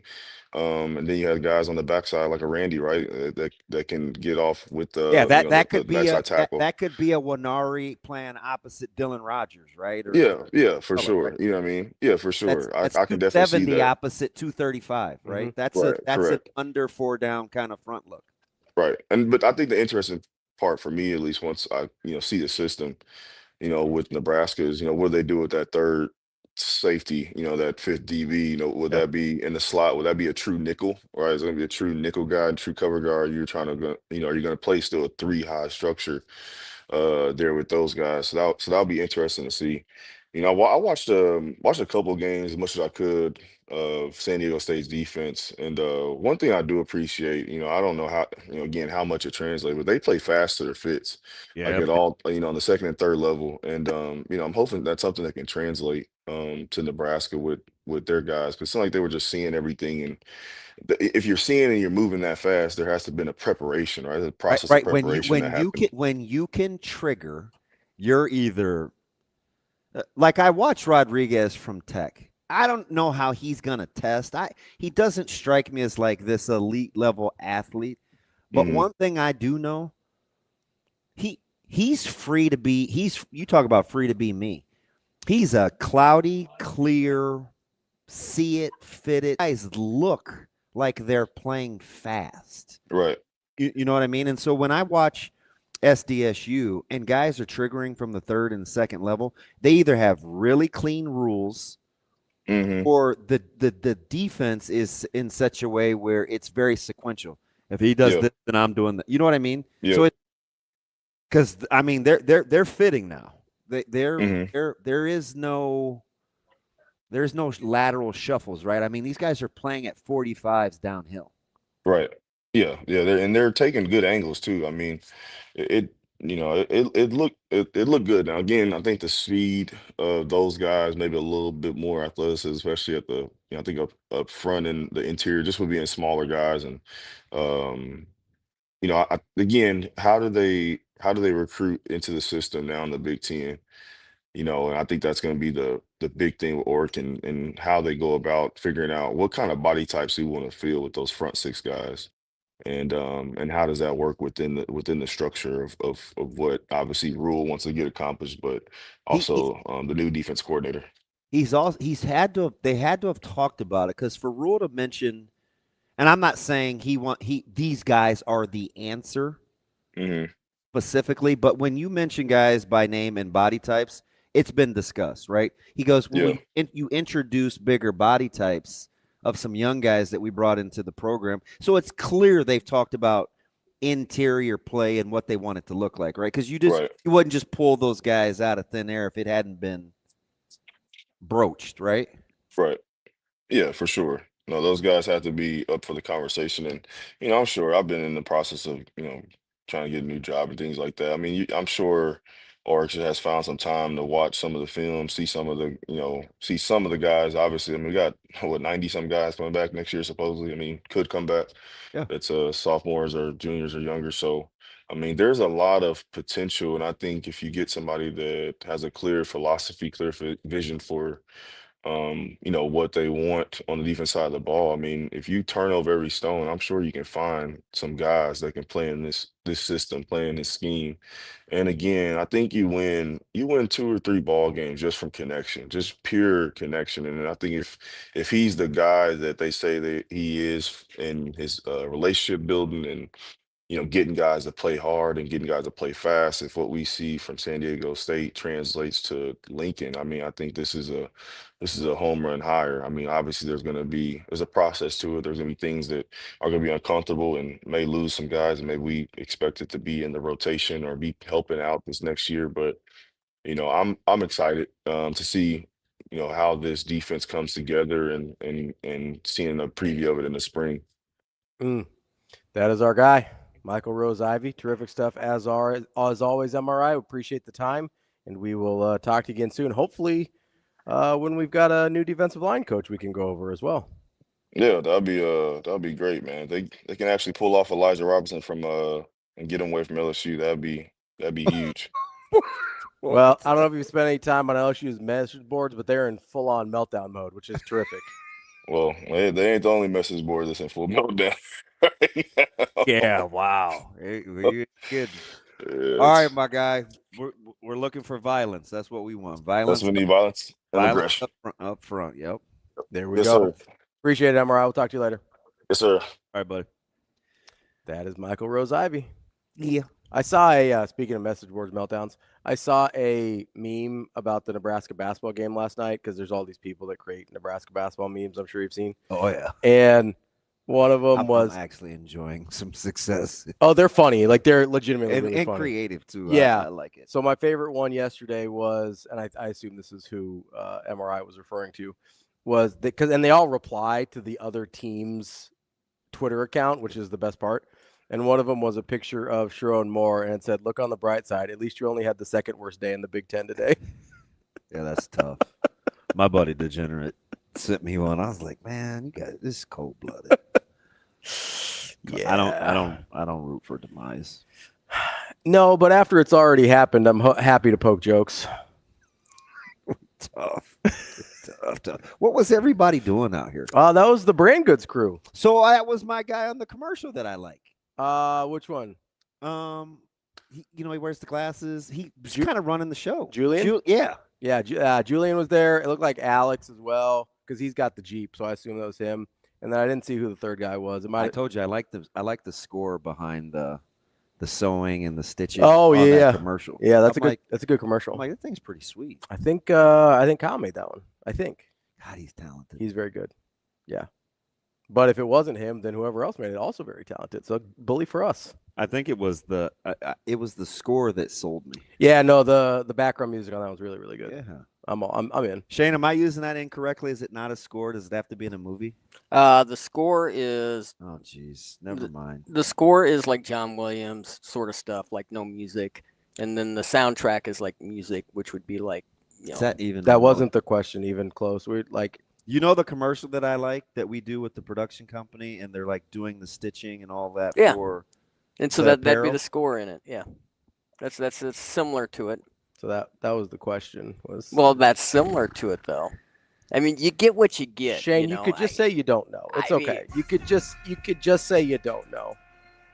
We didn't need the whole John Williams and like Hans Zimmer. Like we didn't need the whole thing. Wait, who? We have a lot of dogs on this team. Those are the only two like movie composers I know: John Williams and Hans Zimmer. Any movie score that you like is probably one of those two guys. Danny Elfman. Oh, Danny Elfman, that's a good one. Yeah. He did the Batmans. Well, you are a nerd. I like movie scores. I mean, it's always on my mind. You're my nerd. It's fine. I am a nerd. I mean, nerds together. See, it's okay. You can nerd out about stuff. It's fine.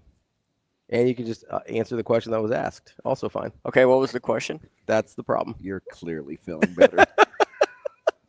I'm trying to rally, Just trying to. The snark is just it is slowly creeping. I don't feel as much energy as I normally do. But we're trying to get the snark in at least, so you get the normal dose of Ravi in the morning. Shane, who are you voting for the Heisman? Do you know 2 Heisman finalists? Do you know 1? I mean, I wish. Do you know who the Heisman or what the Heisman is? Nope. Would you stop? Jeez. Can I vote for Brian Edwards, who's coming up next? No, you cannot. Why not? I wonder what the odds are. I just sent you odds for the Heisman. I don't know. Okay. I'll have to look. Oh my gosh. Terrific, good stuff, Shane. You love me. It's hard, man. It's really, really what hard. What are we doing?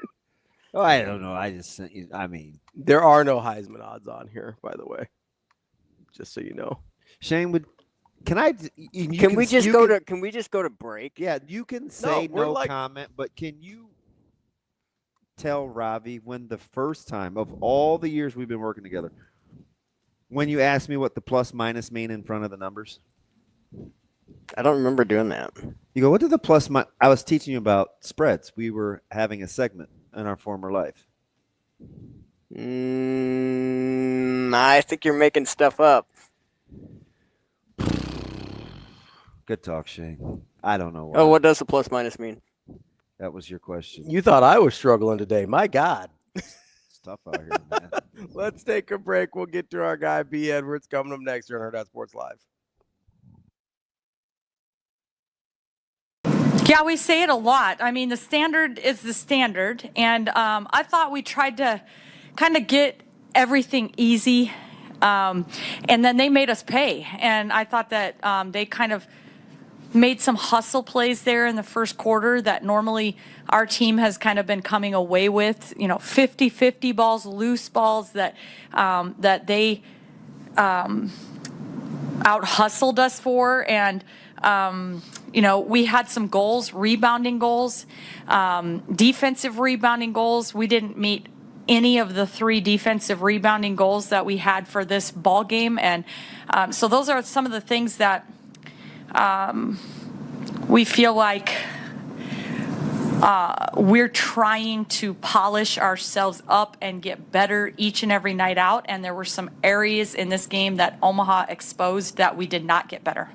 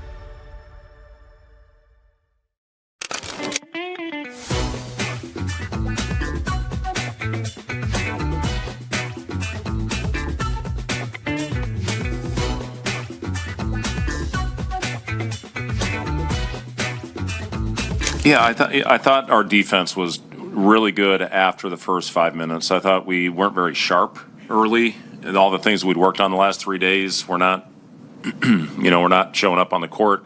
And then we started getting active. We had 0 deflections in the first 8 minutes of that game, and then once we got our hands activity going, that got us out in the break. That's what fuels everything with our team. And the energy in the building was off the charts. The last 2 games, and you look at Creighton and this game tonight against Wisconsin, that's exactly what we need out of our crowd. And our guys they feed off that energy. That BK was unbelievable. The way that he went out there, that block when he cut his mouth was really impressive. And it was great to see him knocking down those shots. And it started with his free throws. I think he made his first 4 free throws and then was able to knock down that corner 3. And I thought our guys' movement on the offensive end, it was really Jamarcus that had great pace.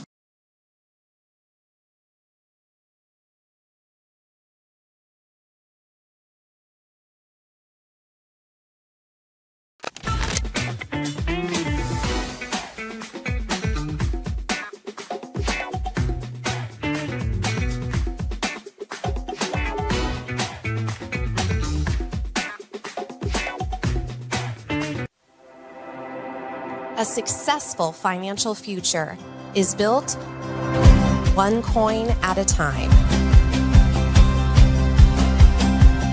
Whether you're just starting out or a seasoned saver, we've got the financial resources and team of experts who will be with you every step of the way. Centris Federal Credit Union. We are where you are.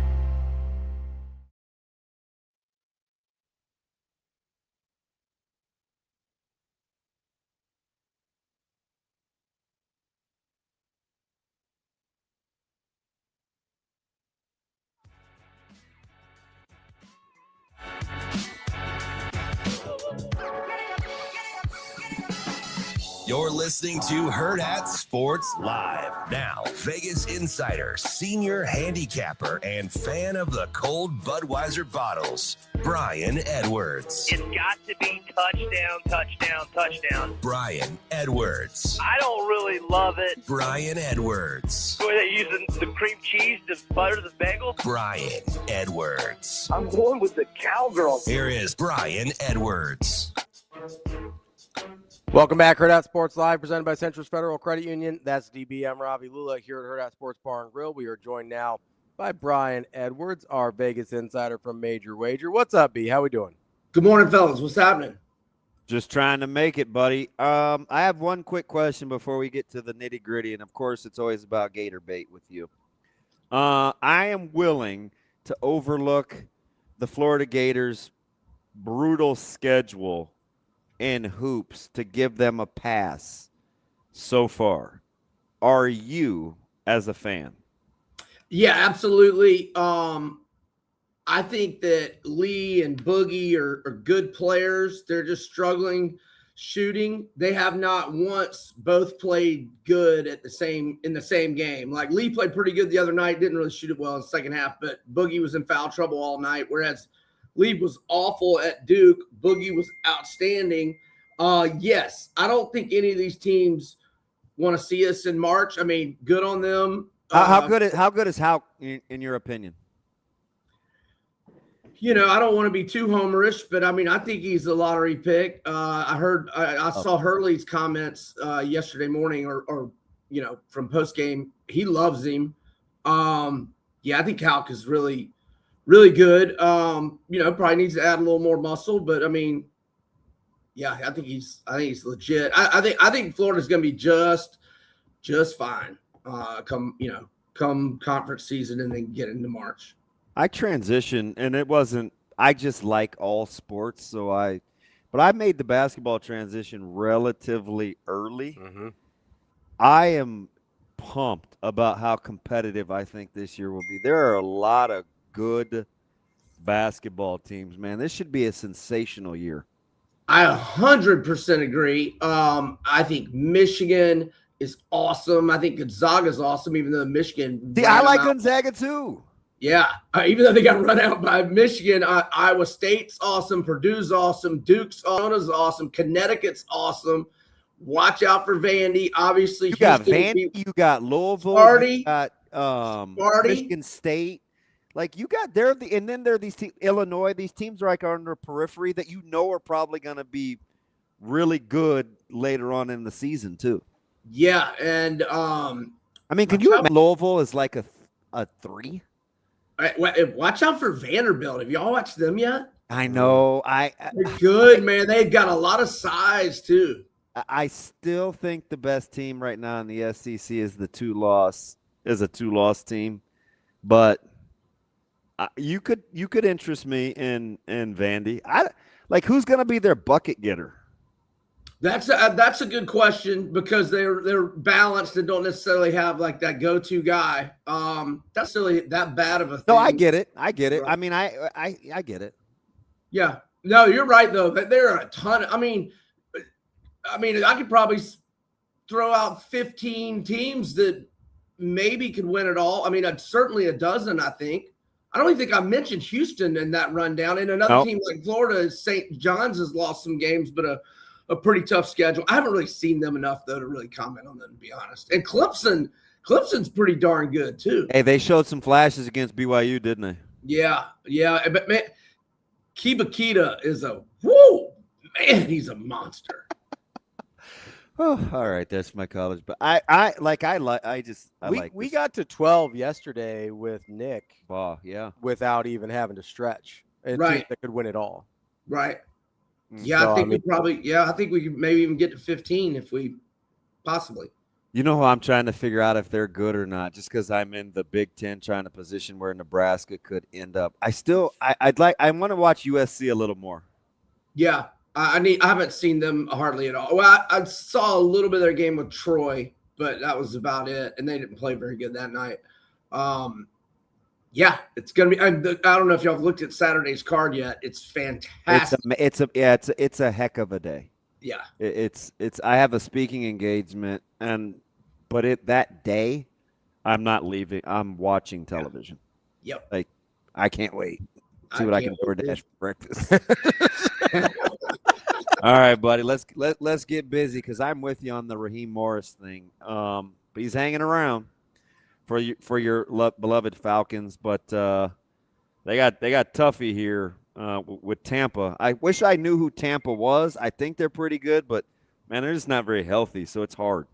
Yeah, Tampa's got its own issues, but short week always favors the home team. The only thing that scares me, is just rivalry, division game.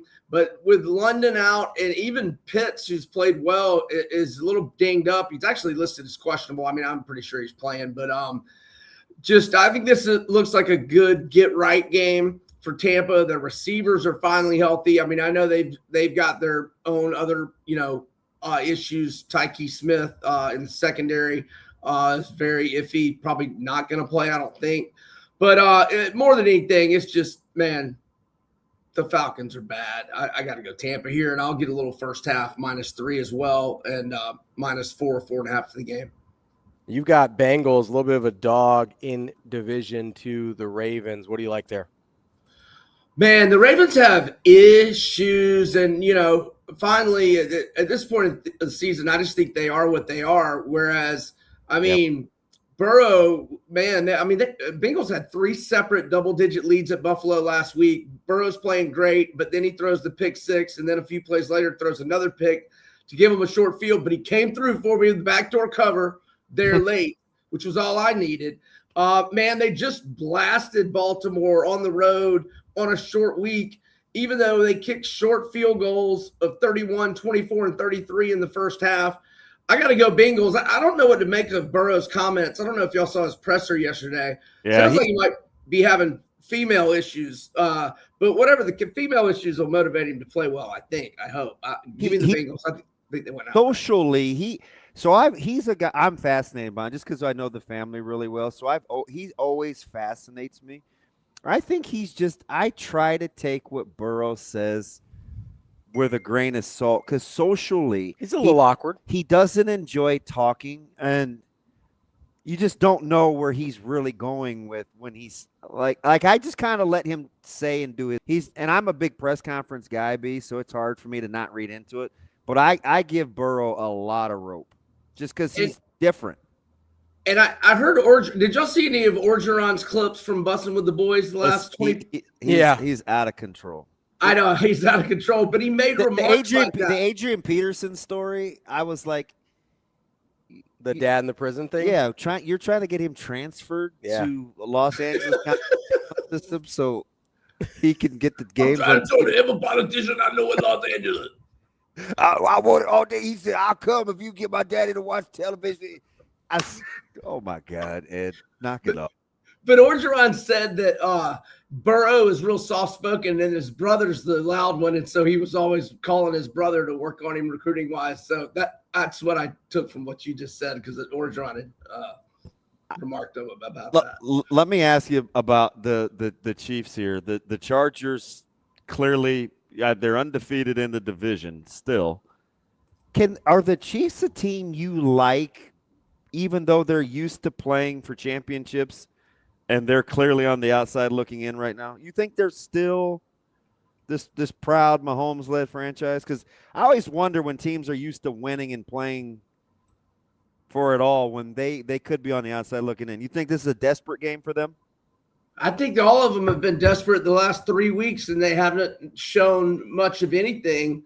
And so I know the Chargers are on a short week, but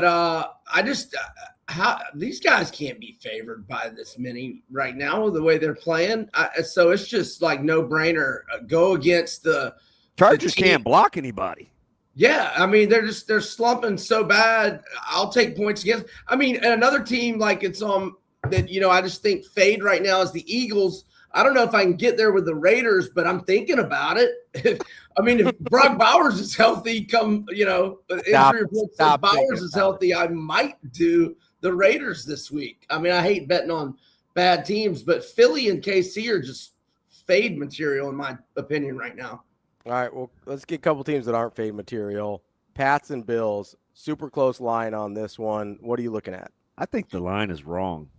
Yeah, I mean, Pats got to be favored. I made the Pats -3, so as home dogs.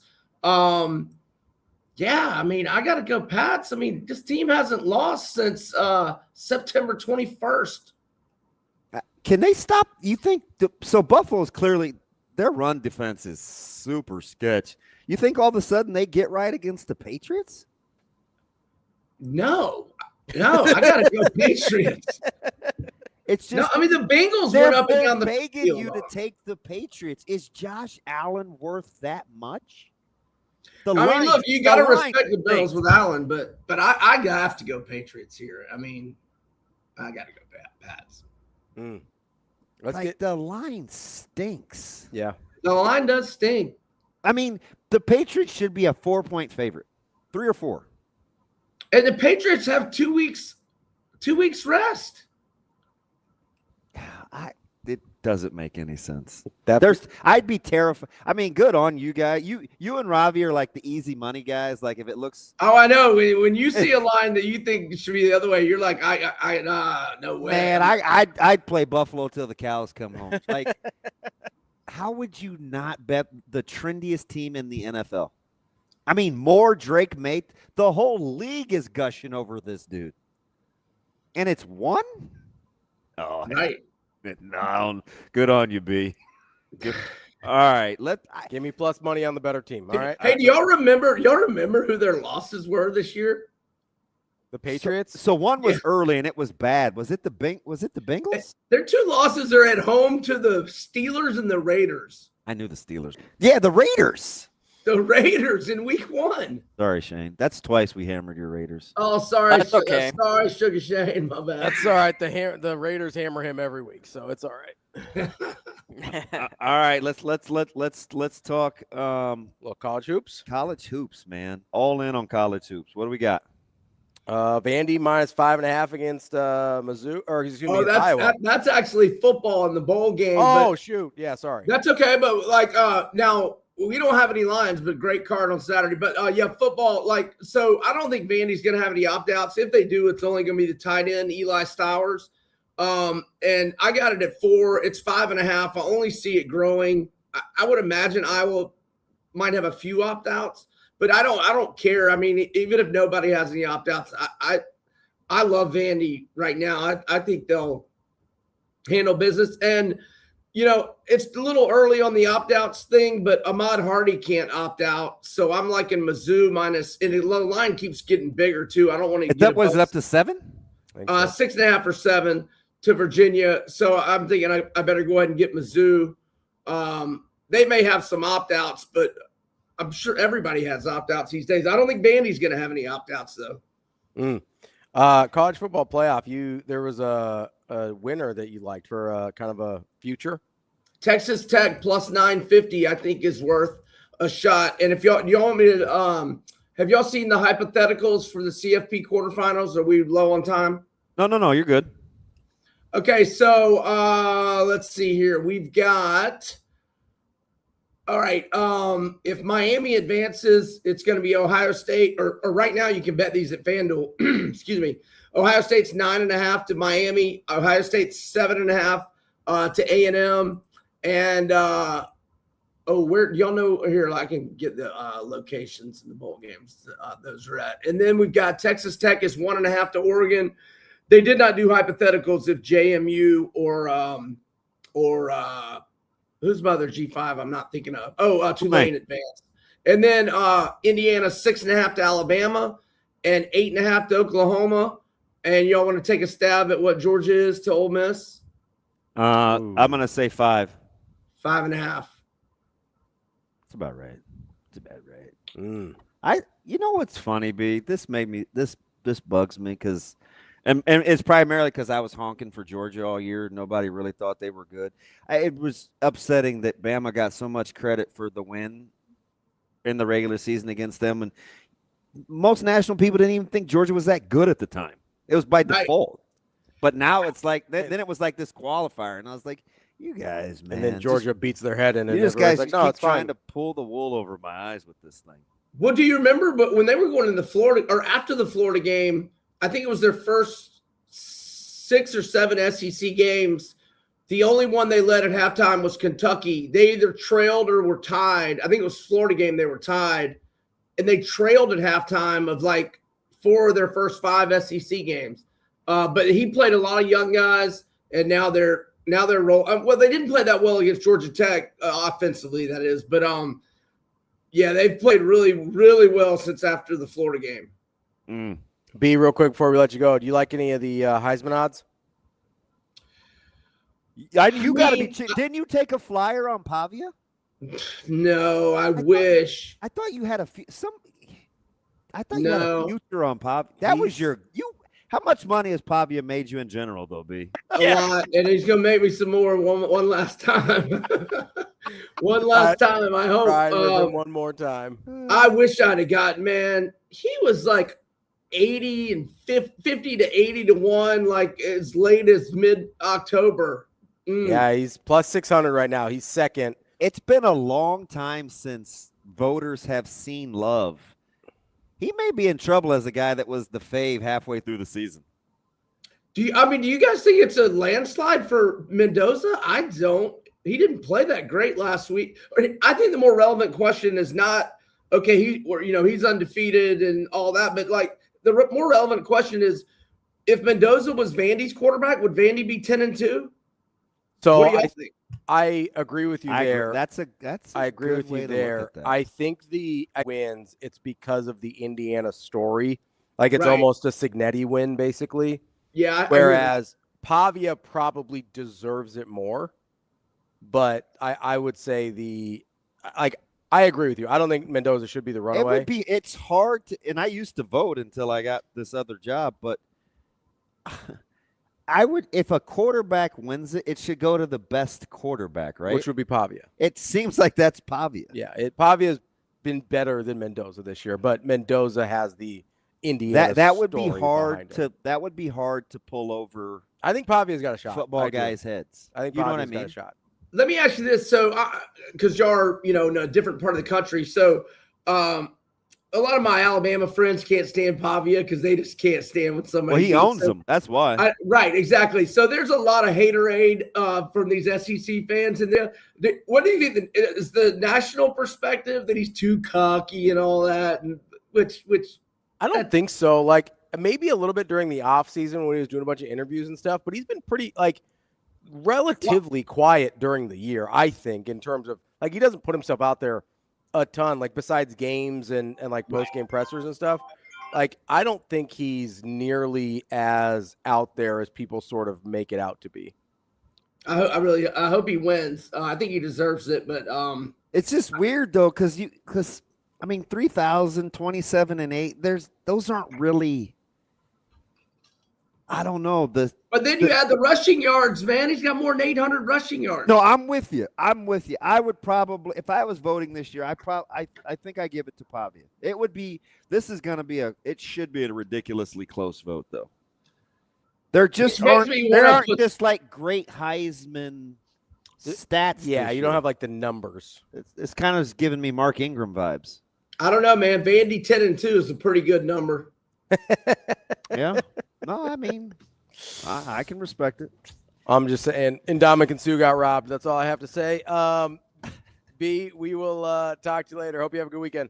Thanks, fellas. Y'all as well. See you guys. B. We've got Michael BRUNTZ, Husker 24/7 coming up next. That's Damon. I'm Ravi. It's Hurrdat Sports Live.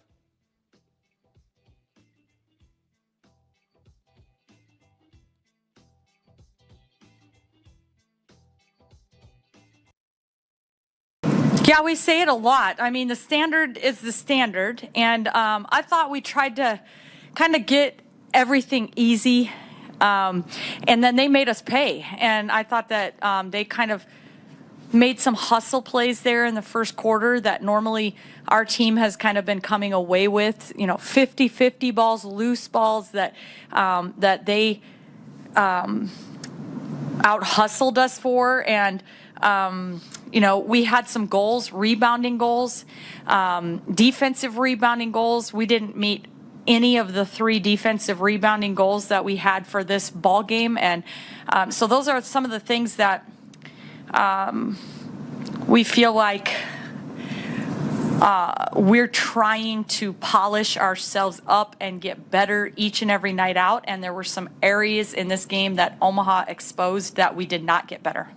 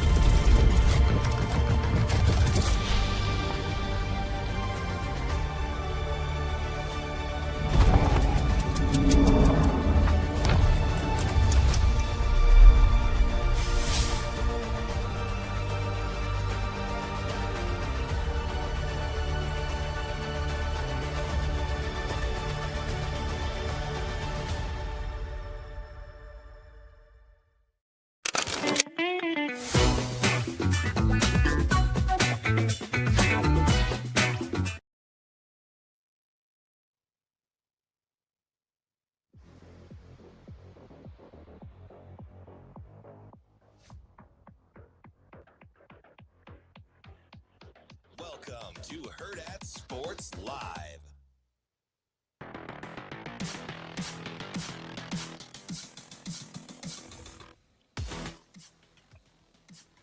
Welcome back, Hurrdat Sports Live. That's DBM Ravi Lulla here at Hurrdat Sports Bar and Grill. We're presented by Centris Federal Credit Union, and we're joined now by Michael BRUNTZ, Husker 24/7. What's up, BRUNTZ? How we doing?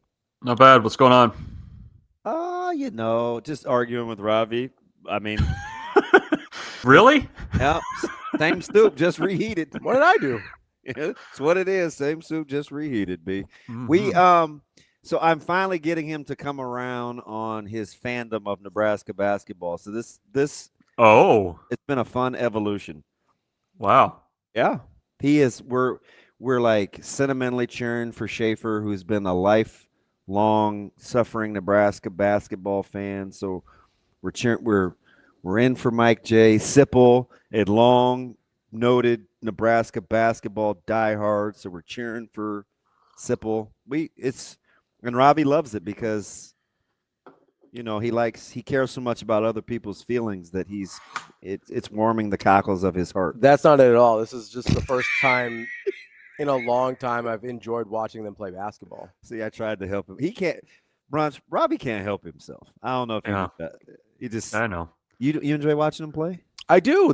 I actually really enjoy it. Like, people get very exaggerated about my like or dislike for Nebraska basketball. I don't dislike Nebraska basketball. I have disliked watching Nebraska basketball for a very long time because it has been unpleasant to watch if you really like basketball, right?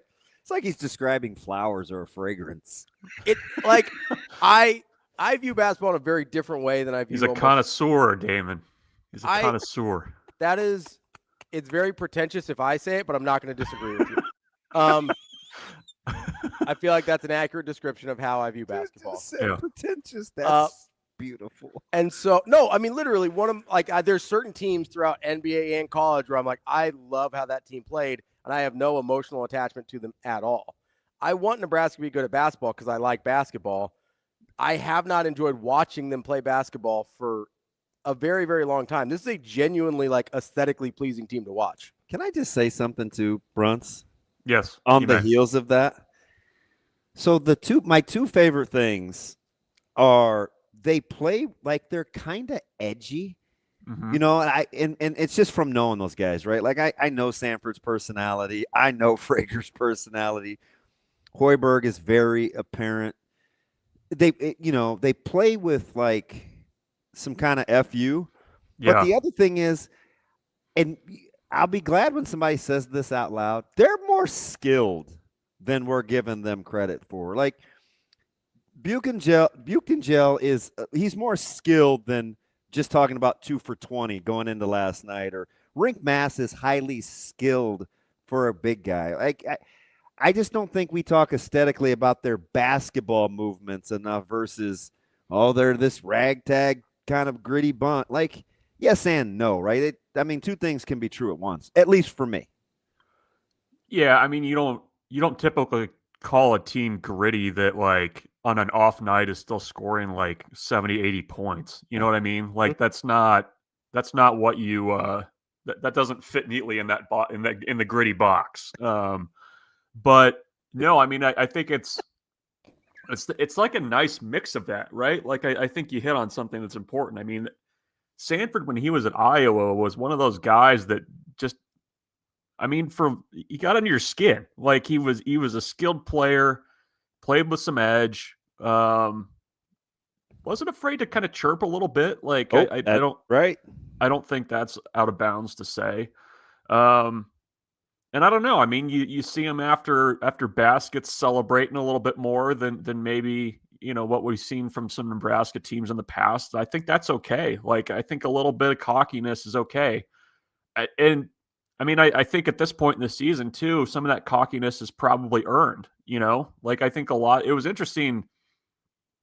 It's interesting kind of reading back some of the conversation about that game last night before the game from the Wisconsin side of things, and how Nebraska hadn't seen a team like Wisconsin. They were pretty kind of.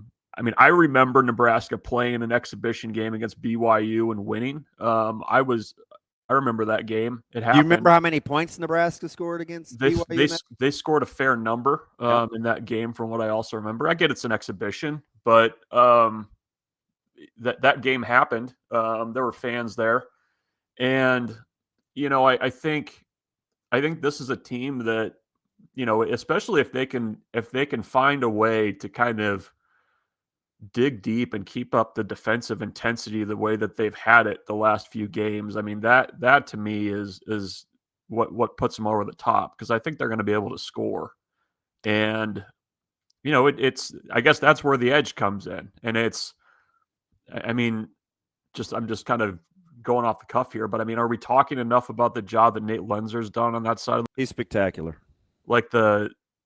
He really kind of drives that the defensive bus there, and they've been really dialed in the basketball floor too. He's in. I love Nate just personally. So like that's I totally lack objectivity, but my man is no nonsense. He seems pretty intense. Yeah. What was it? I forget which game it was. He was the coach they brought on post game, and it was like, Nebraska obviously had won, but it was just like, that so much to work on. Like you would have thought Nebraska went out and lost by 20, the way he was talking. So I mean, the standards are high. Now this is daunting because 3 of your first 4, they're at Illinois, or 3 of the next 4. You're at the Big Ten. You're at Illinois. You're at Columbus, at Ohio State, and you're at Bloomington. So, I mean, the Big Ten schedule could get dicey because you got North Dakota and New Hampshire in there, but it could Does be Indiana need to be concerned about that game, though? So it depends, right? They play so much through DeVries, and they make him guard in this conference, so he's been in a little bit of foul trouble. I don't know. I'm your resident Indiana honk here, but I just like college basketball. Well, you also like DeVries. I mean, I do. I do. That's fine. Like it's. I love DeVries.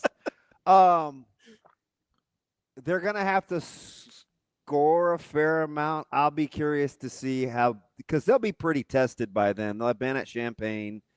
They'll have seen the frenetic pace at home from Sparty. They'll have been to Columbus. I think they'll handle the Bloomington. Nebraska's played Indiana really well, recently too. And it's not like you don't see the candy stripes across the court, and that's something you fear. And it's 11 o'clock too. Yeah. So. Yeah, I mean, the Indiana has helped take the fear out of themselves quite a bit in recent years as well. Yeah, Indiana can score though. So no, for sure. This is definitely a different version of that team. It'll be fun, but I do think I am curious to see if. Because I like Illinois a lot. I think they're going to be significantly better in about a month. But they actually have body types to give Nebraska problems because they're long. They got a lot of length. They're long in the front court. Yeah. So, and they kind of they're not finessey, but they have some mass kind of guys. They have some Buke and Gel kind of guys. So yeah, it's not a great matchup for Nebraska at all. No, I think that's a concern. I mean, I'm trying to think who Nebraska's would have they really seen a team that's similar to that this year? No. So there's 2 types of teams that I think I don't think so. I mean, maybe BYU a little. That I'll be interested to see what Nebraska looks like against. One of them is size with skill, which is what Illinois brings to the table. And then when they face like that first hyper athletic team, because that's a Michigan State. Yeah, so Michigan State, and that'll be an archetype that has given Nebraska a lot of trouble even when they've been good in recent years. Is that hype? I think of the Texas A&M game in the NCAA tournament a couple years ago. I don't. Well, I mean, if I'm thinking, sorry, never happened. What game? What game is he talking about, Bruns? Do you have any? It might have been an exhibition. I don't remember. But I just went on a 24-hour trip to Memphis. That's all I know. I got in the car. BC drove. Walking to Memphis. That was about all I remember. I'll say we walked around and drove home. Guy. So we'll see that. I mean, pretty early on, you see it in Illinois and then Michigan State, and kind of the 2 types of teams that I don't think Nebraska has faced yet that potentially could give them trouble. Yeah, no, they haven't. I don't think they've seen like truly elite guard play. I mean that's what kind of concern. I agree with that. I mean, and is that even a Nebraska thing? Like I feel like if you've got a guard or 2 that can really give you problems. Well, they're gonna see one on Saturday because his shot selection sucks, but he's a handful. Yeah, I mean that's an everybody thing though. To your point, like you play elite guards and everybody's in trouble. Right. Yeah. No, I mean it's that's the challenge though for this team is like how do you you're going to see all sorts of different styles in Big Ten play night to night. So how do you kind of manage that? Oh, it's interesting because there are some really good. There's some really good point guards in this league. I was asking Nick yesterday, Bob. I was like, man, would you like Braden or do you like Fears? Right, and those are just 2 of the 18. Right, it's like the backcourt play in this conference is pretty good, and like I said, they're going to see a gem, and Champaign on Saturday too. Who do you like Fears Jr. or do you like Braden Smith? Maybe Smith, just because of the ability to fill more stat columns. I don't know. Like you could convince me either way. Like I'm not firmly in either camp. So I'm a Fears guy. God, he goes for almost 10 dimes a night. Yeah. Does it seem like that many? I mean, it seems like he has. I probably wouldn't have guessed 10, but he has an outsized impact on how that game goes and how everything, like just orchestrating and controlling. I feel like that's the thing that differentiates him from Braden Smith. Obviously, Smith's a little bit better shooter, but I don't know, man. Fears is pretty good. You're going to have one eye on that Indiana-Kentucky game on Saturday, BRUNTZ? The slate is sensational for Saturday. Yeah, I'll be checking on that one. I mean, it's probably you guys are a little bit ahead of me on the basketball, the completely dialed into basketball stuff. I'm a nerd. I beat Ravi, which is weird because he's usually leading the text chain, but so he's still in football mode too. I transitioned because I don't know why. I like the. You went early this year. I love the sport. Yeah. There were so many good games early. Yeah, there were. You know, like UCLA plays Gonzaga on Saturday. Like that's just, and I'm a Gonzaga honk too a little bit. So I don't know, BRUNTZ. Like, what do you want to talk about? Coaching hires? Fine. No, we don't have to. Talk about whatever you want. The greatest individual media cog in the state, football. Let's talk football, BRUNTZ. How you feeling about Nebraska's additions, Mike? Good. I'm interested. So here's why I like the additions, and this is purely selfish. Okay. It adds intrigue to the bowl game. Like that's what I want. You're not wrong. You're not wrong. That's a heck I want of some angle. I want some storylines. I want to be going to Vegas thinking about, what's this going to look like? And I think everybody just needs to get on board with the fact that bowl games now are basically like a pre-week 0 for the following year. Like that's where we're at. And you've got an offensive line coach who's already in place, which I think is really important. I think having your defensive coordinator around and being able to see everybody now, very important. What I do? He's just doing stuff. Don't worry about it.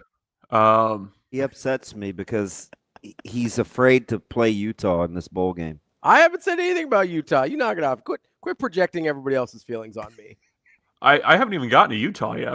We're still in practices here. Talking about practice. Talk about practice. Not a game. About practice. Not the game I love. And then I don't know. I mean, we'll see what direction they go with defensive line, but I mean, whoever that's going to be is going to be in Lincoln, or at least around the bowl side as well. I mean, you've turned the page considerably to 2026 already, which I think is okay. I don't think that's a bad thing. There is Utah, by the way, as you mentioned, playing a game with uniforms, and we'll see. I mean, it's with the moving pieces and everything. I mean, it'll be a good opportunity to see kind of what, not the cause, but you get to see a little bit of what some changes being made based on what you did to finish the season, which I like. That's good. I'm excited for December. How would you explain to Utah fans the secret man crush? That might be a little hard. Maybe it's just like, oh, that's like the cute guy in the class. With the flirting of Kyle Whittingham with the last few openings. Remember, like, it's like, oh, what about Kyle Whittingham? Is he young enough? Oh, I kind of like what Utah does. And it's like there was this secret kind of interest of Whittingham with the last few coaching openings where his name would come up.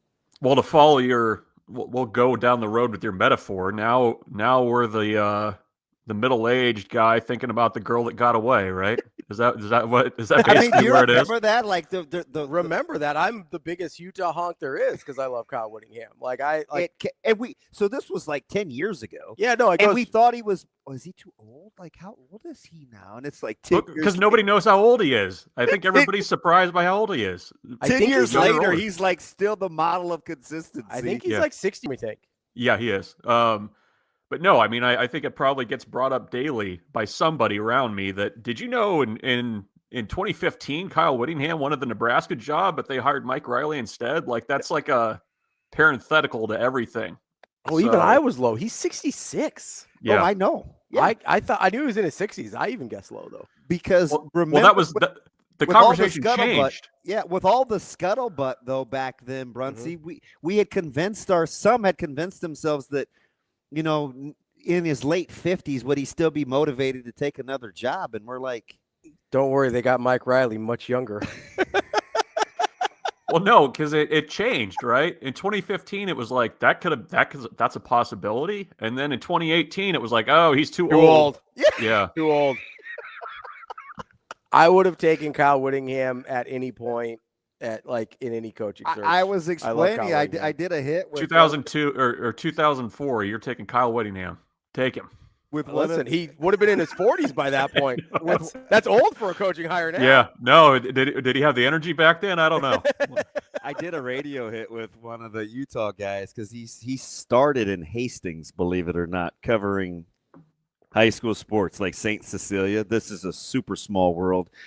And I was kind of joking with him. I was like, you know, there's a secret connection here between the Nebraska fan base in Utah, right? And he's like, no, do tell. And I was like, oh yeah. And he's like, no way. And I was like, yeah, there was this Kyle Whittingham thing in 15-16 where he came up all the time in our media circles. For what it's worth, BRUNTZ, in 2004, he was the defensive coordinator for Urban Meyer. So yeah, I would hire him. I would have taken him in 2004, 100%. Send the plane for him. Put it on the tarmac. I stand by every coaching search of my lifetime. I would have happily taken Kyle Whittingham.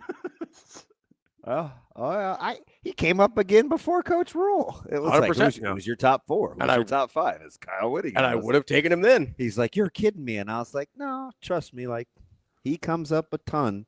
And you look at, I don't think there's a ton of optimism for whatever the reason, because we don't even know who's playing at this point for either team. Nebraska fans are competitive, and they're going to protect their boys. I think they'll show up in Vegas. Yeah, I think so. Flights were surprisingly high to Vegas. Yes, it was I was a little bit surprised by that. I'll be curious to see how that affects things. But are you still finding mid-3s for a one-way? No. Higher? Yeah. He said, here's the delivery. Is it a Millard Northian thing where you just come across as very simple? It was it was cheaper than getting to New York last year, but it's not by much. But you get how's that go again, BRUNTZ? Your answer? No. You get people coming over from LA, you'll get people coming up from Phoenix. I mean, I think people will drive in. It's not a situation where you're going to be sitting there on like Christmas night in Nebraska and it's like 4 degrees and you're talking to your uncle and you're like, let's do this. Let's make it happen. Unless you drove, that'd be a hell of a road trip, but I think people will show up. It's a new, oh, good Lord, new destination. What do you see? Did you just look it up? Like $800. Yeah. Oh, that's why I got the no. He said, yeah. Yeah, they said, we're not even close. Yeah. No. I think the cheapest one I've seen is like $6. I was like, I might as well have asked you, do you like me? No. Yes, absolutely.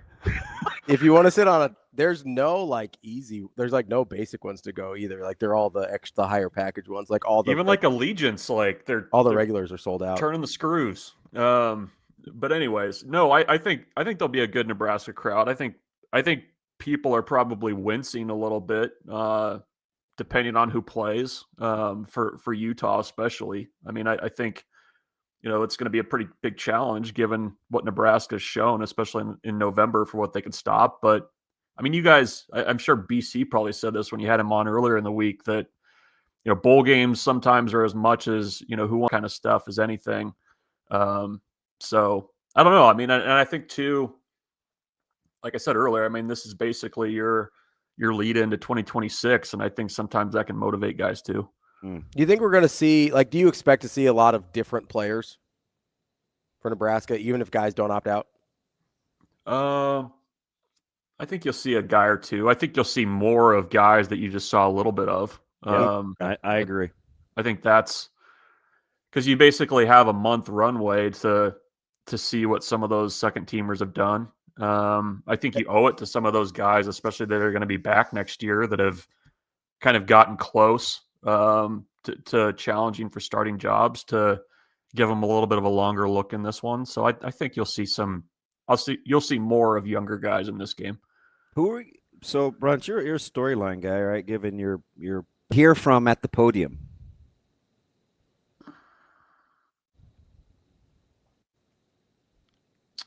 Well, I think here's what I want to hear.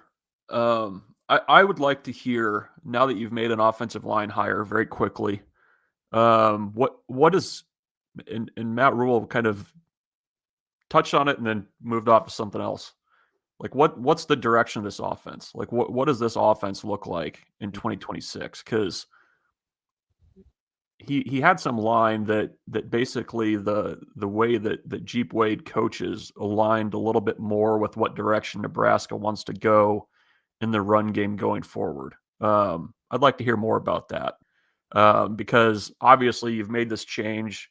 You're going to have to pivot a little bit based on, who's doing the coaching, but what does that look like long-term for the future of this offense? Because they were, efficient at times this year, but I think there's still another level you can get to. I mean, I don't know, for all the hand-wringing about the defense, I don't know that we probably talk enough about the offense and what they need to do going into 2026, because there's a lot that needs to be done on the side of the ball too. So, I mean, in addition to the new guys that you want to hear from coaching-wise, I would kind of be eager to hear what the vision is for the offense. That is our guy, Michael BRUNTZ, Husker 24/7. BRUNTZ, appreciate the time as always. Hopefully you booked your flights to Vegas before now. Do you have another one? I have a question. Go ahead. BRUNTZ, would you like to call on me? Yes. Yes. Thank you. So, all in on the belief of the Denver Broncos? Or are you still skeptical? Took you too long. You're skeptical. 90%. Really? That offense is, I don't know. I don't trust the offense. The defense will travel. Who's good? Like I know. I got a lot of scars, Damon. Okay. All scars. Fair. It's fair. You don't have to trust someone else to not trust other people. You won a Super Bowl with the worst version of Peyton Manning since he was probably 6. Yeah, I know. And you're worried about if Bo Nix can have a fourth quarter comeback? Yes. Peyton Manning couldn't throw the ball 12 yards. You have told me this before. This has been your point before. I knew you were going to that. You were going to that well again. I do think I have concerns about Bo Nix in a tight game in the playoffs. However, think other things might get tight. Yeah, it's Pucker City, I guess. But wait, what state is that in? I've never been there. It's right next to Boulder. Yeah, it's there. Yowza! Oh wow. Anywho, on that note, BRUNTZ, it's always fun. No, we placed our bets. Speaking of airfare, we placed our bets earlier in the week. So we were really hoping that the Vegas chatter was going to come to fruition, and that came up. All things came up Millhouse there, so we're okay. Everything's coming up Millhouse. Wow, what an incredible reference, BRUNTZ. Well done. Stealthy. We will talk to you later. Have a good week, buddy. See you guys. Thanks, BRUNTZ. That's Michael BRUNTZ. Husker 24/7. It's an absolute gem. Everything's coming up Millhouse. That's a great line. Well, so where's Pucker City again? Right next to Boulder, just right outside. It's kind of like a La Vista Papillion thing. They seem like the same place, but they're not. Gotcha. Yeah, that's what I've heard. I haven't been. It's very interesting. I haven't spent a lot of time in Colorado. Boy, you're a wild dude. Let's take a quick break here. Southwest of Fremont. I didn't say it. What I did say, though, is it's time to stop just eyeing that house online on those apps. It's time to finally take action, and Centris Federal Credit Union can help you out. If this is your first time buying a home, Centris has a great option called My. It offers 105% financing with no private mortgage insurance required. Plus, they have a local team of experts ready to help you every step of the way. Get started today. CentrusFCU.org. Subject to credit approval. Terms and conditions applied. Federally insured by NCUA and an equal housing lender. We'll be right back. More Hurrdat Sports Live. Yeah, I think just building momentum, and I feel like we've improved. I mean, I think I saw signs of improvement out in Vegas. Even losing that first game, I felt like we played a little bit better than we had, and to get the win at St. John's and come back and on a short prep, be able to beat a pretty good Tulsa team. I think certainly we have a lot of areas that we're just okay in, and we're seeing some of the inconsistency of a young and inexperienced team. But for the most part, I feel like we're a better team than we were 3-4 weeks ago, and that's what you want. And I don't think it means that we're not going to encounter bumps and setbacks. But I do feel like these next 10-12 days are important because we have some momentum and try to continue to build on that momentum and confidence. Because as much as we can talk about, hey, we need to get better at this and we need to get better at that, with young kids, winning builds confidence too. And sometimes it masks some things you need to improve upon, but at the same time, you want that confidence of what it feels like to win.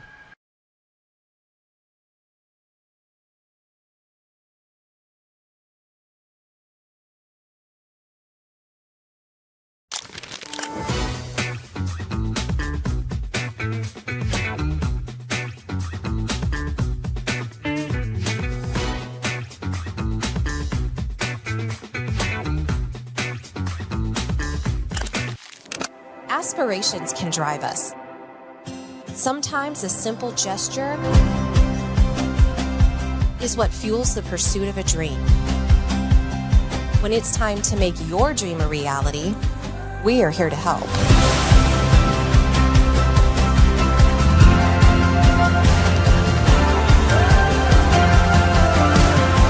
Centrus Federal Credit Union. We are where you are.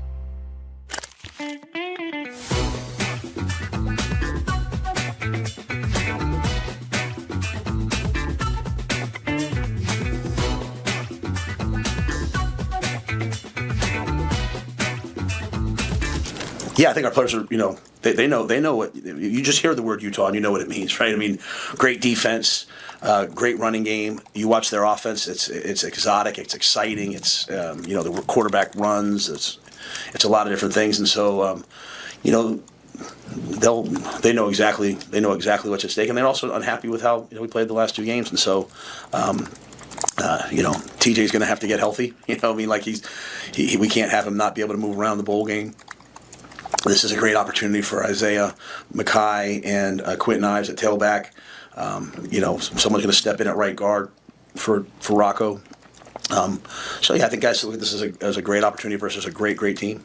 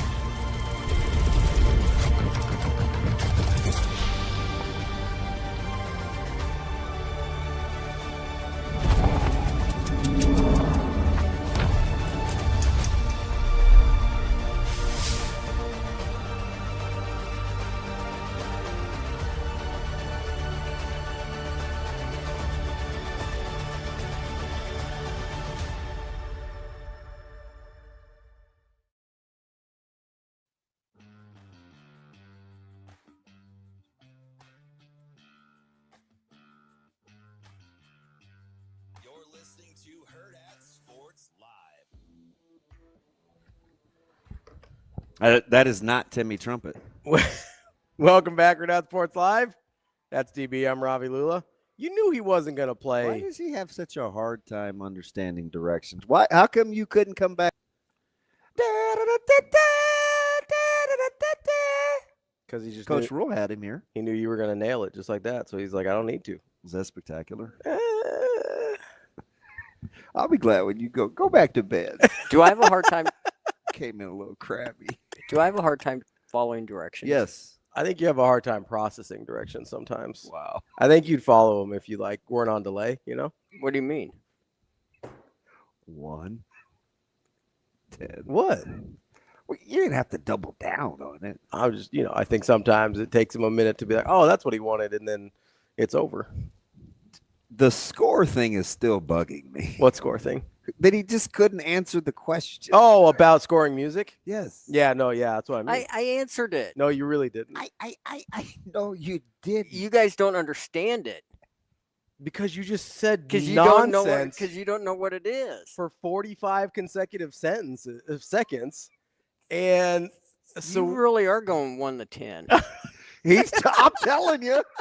I got to make up for lost time. Hey, I'm gonna Dude, he's tough. I'm gonna get our guest here. I've had enough of this. Wait, is it 9:40? Because he's Mr. Particular. Yeah, that's fine. Give him a call. Yeah, call Steve on, wearing his war wounds like a cow. I'm just saying, you know that score answer made no sense. You just won't say it out loud.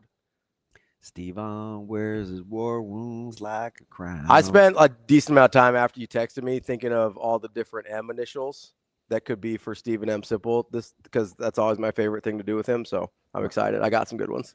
Better than Mercutio? I don't know. Mercutio's probably Mercutio and he likes Montgomery the best, I think.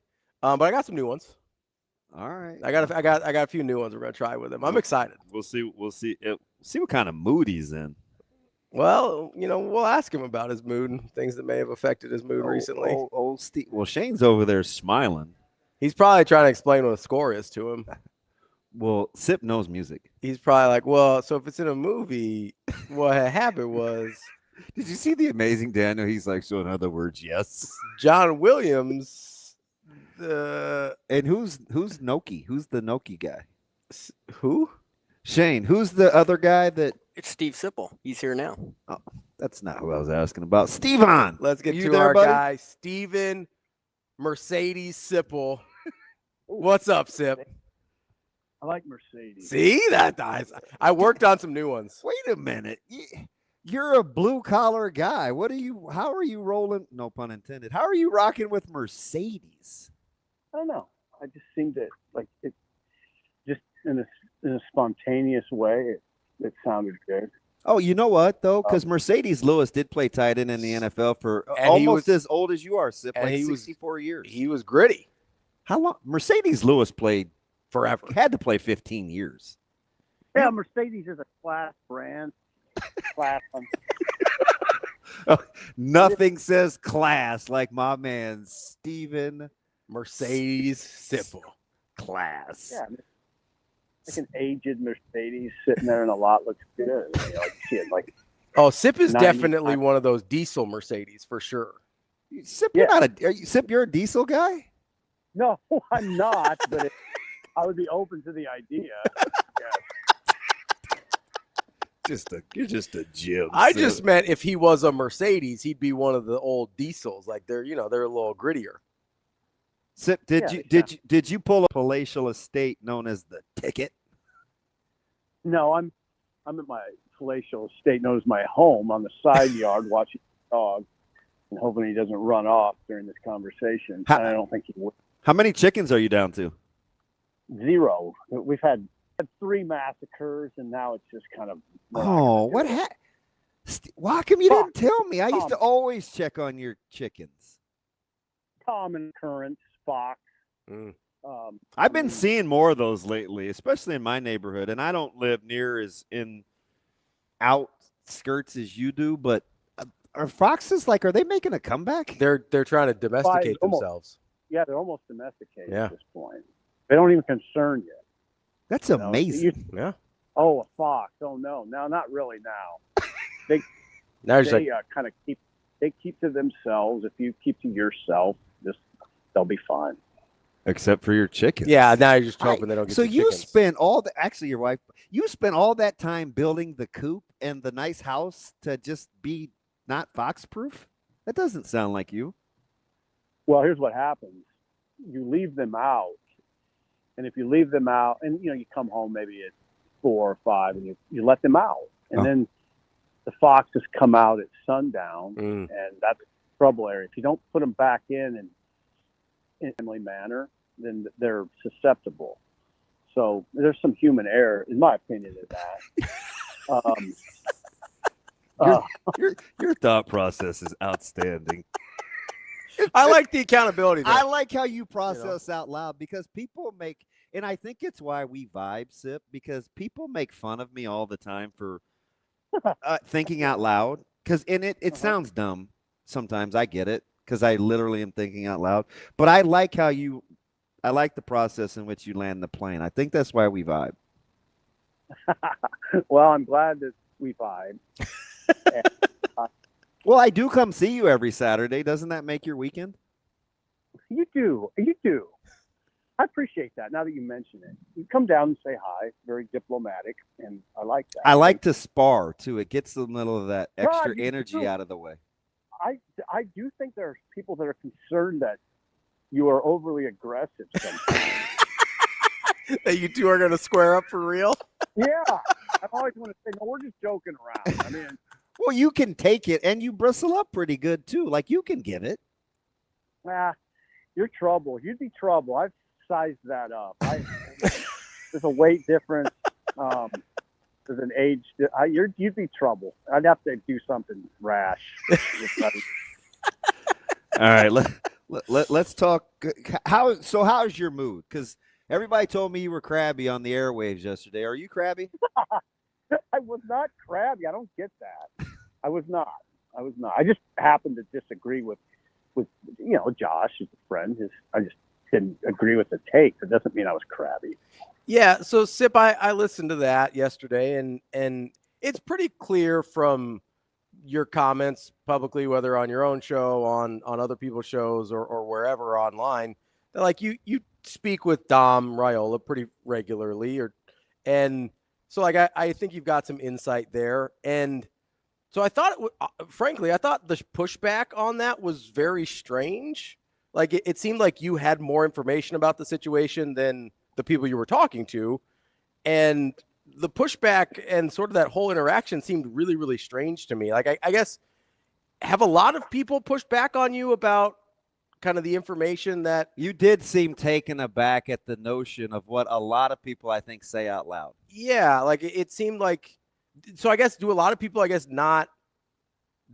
come to the table with less information than you and think you're wrong still about the situation? Because that's what it sounded like to me. Like, I'm just being honest. Oh, he lit the candle, didn't he, Sip? You go ahead and flame on then, Human Torch. He put the quarter in. I think he laughed. I do think, I don't know how to answer that.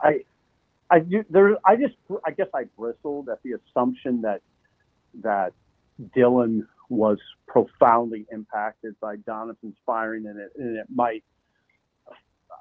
I don't even like to say affect his decision making, because I don't like to assume he's in the middle of a decision making process either. So I don't know. I mean, I thought it was an odd conversation, but I will say that I do the same thing sometimes. I make assumptions about topics that I really don't understand, like I think I do. Wow. So I'm not any better than anybody else in that regard.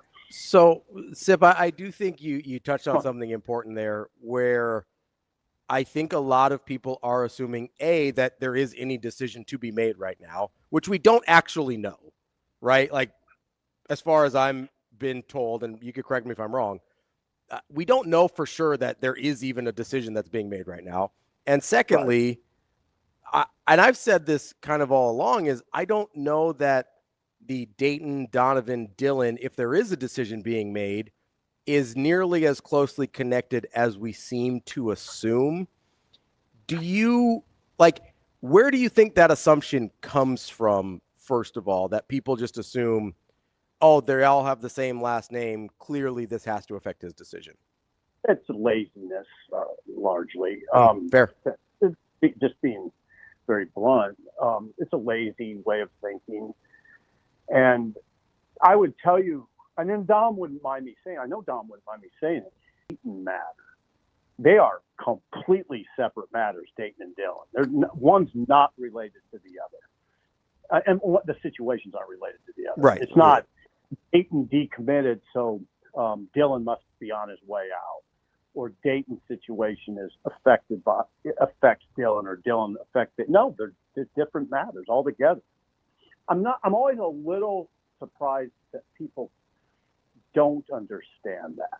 Like, it's not that hard to do this. But now, because I listen for and you know this, but I'm just gonna say it out loud. You know, I talk to Dom quite a bit, as do you, right? Right.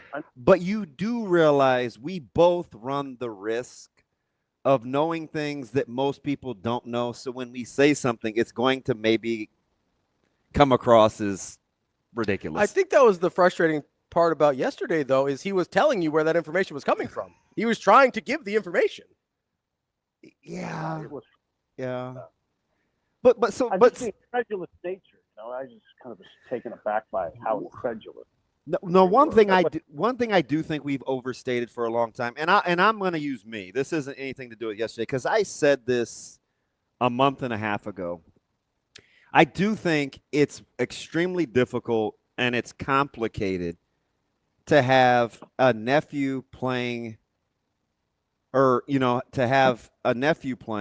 and siblings, because what I think we don't understand is the very nature of siblings, right? It's not always. It's different for everybody. It's different for everybody, and it's complicated, right? Like, I've gone a year or so without talking to my sister, right? It's not always right. Can't find, like, so we did make a lot of assumptions, I think, about Dom and Donnie that may or may not have been true about, like, the same page or connected or not connected or whatever it is, right? I don't want to get into family business, but I'm just saying it's a lot more complicated than just, hey, man, you're my brother, look out for me. Yeah, that's not how it happens. We make a lot of assumptions about family dynamics that we don't know anything about. Oh, thank you. Well, I said it, I said it 2 months ago. So I feel like I'm like, you guys, this is harder than you think. This isn't like, hey, let's gang up as a family and take over Lincoln. Like, there was no, that's, you know what I mean? Also, Sip, and I swear to God, we'll let you talk at some point. But the other thing, okay, I feel like I've asked him very long questions. My other thing is, it also seems like we misunderstand that Dylan is his own person, and that, like, it seems like we think one person is making decisions for everyone in that family, and that seems like a big assumption to me. Yeah, there's a lot of assumptions, and that's another one. That for sure. Yeah, Dylan, and then we do this interesting thing too about Dylan, and we do this with a lot of people, that we sort of have come to this part of college football where we treat the kids, that people will say, well, you got to pay them, you know, in some cases millions of dollars, they're pros, but then when a situation arises, no, they're kids, these are just kids. So they try to play it on both sides. Dylan can think for himself. And if there is a decision to be made, Dylan will make it. That's the way I understand it, and that's the way it is. Again, there are people just make assumptions. We do that. I do it too. I catch myself doing it with generally like non-Nebraska football related topics. I'll do that sometimes. I try to catch myself, but no, if there's a decision to be made, Dylan will make it. You know, and I imagine there's input, but to varying levels. And sometimes those levels depend on time. I mean, I think 2 years ago, he might have listened to people a little bit more, but now that he's advanced a couple of years, he's probably more apt to make his own decision on a situation like that. So we're going to get to these hires in a second, but I will say this. We did a show at headquarters however long ago that was. And I was talking about Coach Rowe's comments about Glenn Thomas and this, that, and the other. And one of the things that I said that I felt pretty good about was we assume that because there's this Dylan fatigue, right? And we assume that that's coming from the family. So there are these narratives out there that, oh, they're this and they're that. And I'm like, I don't think that's the case. Like, I think Dom wants Dylan coached hard. I think Donnie's want to protect the offensive line, and there has to be some give and take there. Like, I think whatever it was that we were heaping on the family that we're kind of tired of didn't come from the family. It came from the optics of what we saw playing out through like social media or whatever. Like, I don't think, and I'm not just defending Dom because I love Dom. I'm just saying, like, we assumed a lot of things were happening that I'm not so sure that's what the family's perspective on it was. I think the family's perspective, the reason I don't mind. Like, the fatigue didn't come from, I don't know where the source was, but it didn't seem like it was them being driven. Yeah, the reason I am comfortable with this Raiola Nebraska marriage, there's a lot of reasons, but the main reason is it's pure to me.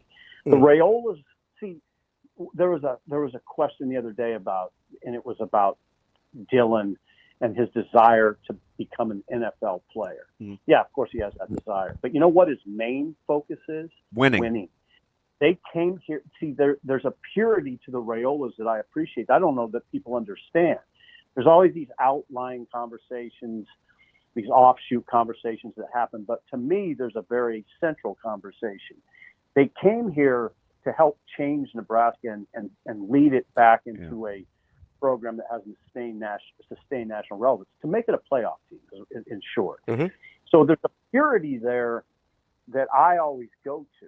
That's Dom wants, first and foremost, this family wants to win for Nebraska. They're not a selfish family. They want to win.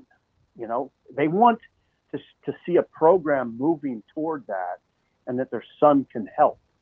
So, to me, it's just pure. It's not that I don't overcomplicate it.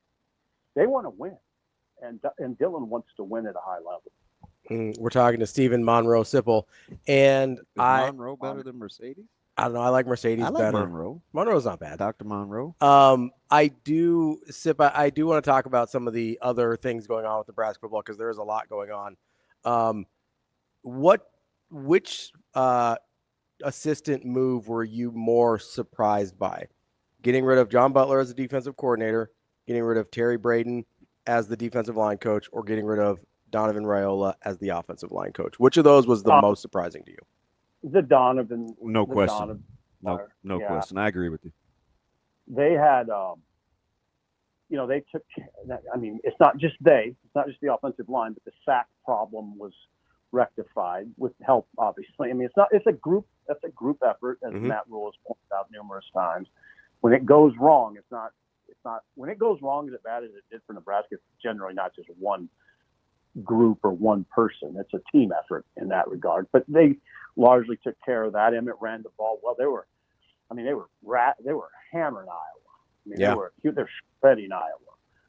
So now there was an inconsistency with that group over 4 years. I recognize, but I thought by Rule's public comments that Donovan might be okay. Mm-hmm. Might be. I mean, I left open a possibility. Yeah. But when that happened on Saturday, it took me a little by surprise. Yeah, I don't like agreeing with you because we're not very good friends, but I'm kind of agreeing with you during this segment. So it's making me a little sad. You want to pick a fight about something like defensive philosophy or scheme or why you're afraid of Kyle Whittingham in Utah? I'm not equipped to enter into schemes. Are you as fearful of Utah as kind of the perception?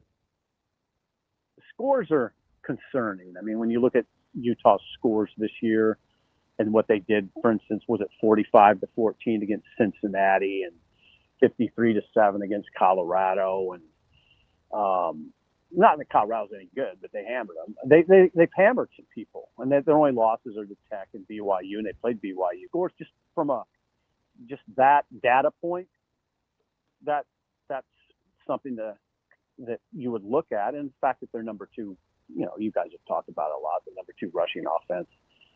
Some of that stuff you look at in the context of Nebraska's weaknesses, which one of them is stopping the run. How interesting for you is Phil Snow to talk to? I haven't talked to him a lot. He's been at the podium. He's interesting. Anybody who stood the test of time in that profession at that level, but at really any level, I don't like to do that where I'm only interested in D1 guys. He's done a lot in the sport of football over a long period of time and had success. I'm always interested in what those guys have to say. Always. Steven Monte Cristo Sipple, we appreciate the time. And I like what's that? For the future. Yeah. If it sounds presidential, I'll probably like it. Okay. So Monroe's a good one? Yeah, presidential. Okay. Is Montgomery still your favorite? Montgomery's very presidential. Wow. How about Millard, as in Fillmore? As in North? Not bad. That right. sounds presidential. Okay. Mercedes really doesn't. It sounds a little bit low rent, but I like those others. Stu said low rent. Hey, Sip, did you appreciate me honking at you the other day when I drove past the ticket? I didn't. I can't. I know I did. That was that. I don't. I wasn't aware of it. I was appreciative that you. I liked that you answered your phone and you said, "Hey, I'm in the lobby," and I was like, Oh God. A lot goes on. Well, you are old. Like, how many times have you called me during the show? Like once in 5 years. You don't. That was the morning. That was that morning. Okay. Yes, Sip. That's when it was. Gee, early morning call. Well, you're a piece of work, Sip. God bless you. You're a national treasure. Sip, don't let him get to you. He's just picking a fight because you guys agreed too much. That's what he does. I'm trying, man. I'll deal with him in person, but it's concern. The weight differential is the biggest concern that I have. Okay. All right, buddy. You're not like some small fry over here. You're not Shane. Maybe he's like Phillip Rivers. He doesn't know what he weighs anymore. All right, that was good. That was a good conversation. I appreciate it. I really do. Okay, buddy. Thank you, Sip. We'll talk again soon, okay? All right. See you later. There you go. That is Steven Monroe Sipple. That's How about Madison? Madison, that is a president. As in Dolly? James. Billy? Hargrove. Something he would. What? All right, that's the show for today. That's DB. I'm Ravi Lulla. Stick around for just a second. Me and JP are going to talk a little hoops coming up here in just a minute. A little bonus segment for you. In the meantime, make sure you go check out our friends at Next Gen Male Medical, 402-614-9700. I'm going to go get some genetic testing done next time in there, see what's up. Yeah, can't wait to see that sequencing. I'm a little scared. I might learn some things I don't want to. We will be back tomorrow, me and DB. There you go. That is the show for today. Stick around for a little hoops talk with me and JP. Yeah, we say it a lot. I mean, the standard is the standard. And I thought we tried to kind of get everything easy. And then they made us pay. And I thought that they kind of made some hustle plays there in the first quarter that normally our team has kind of been coming away with, 50-50 balls, loose balls that they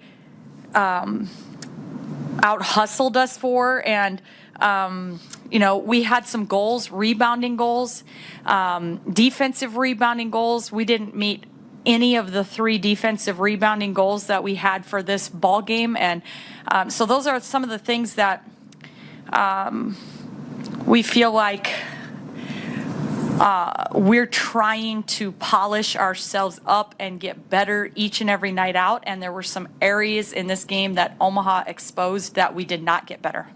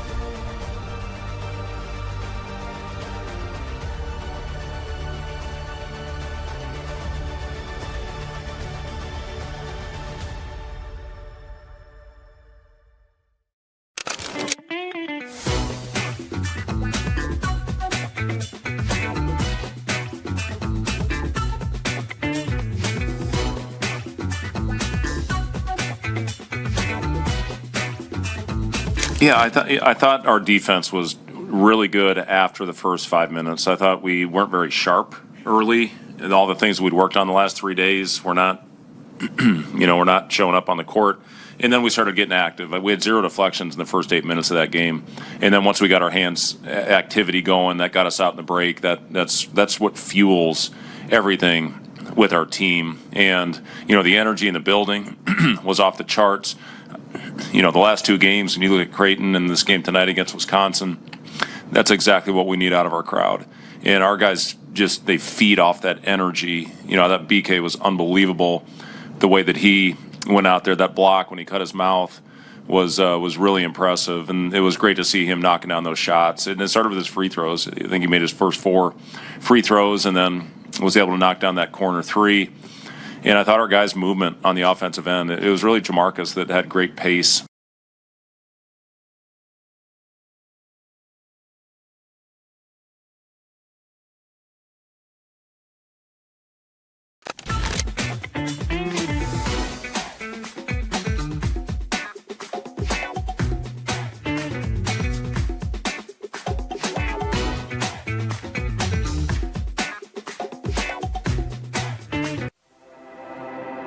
A successful financial future is built one coin at a time. Whether you're just starting out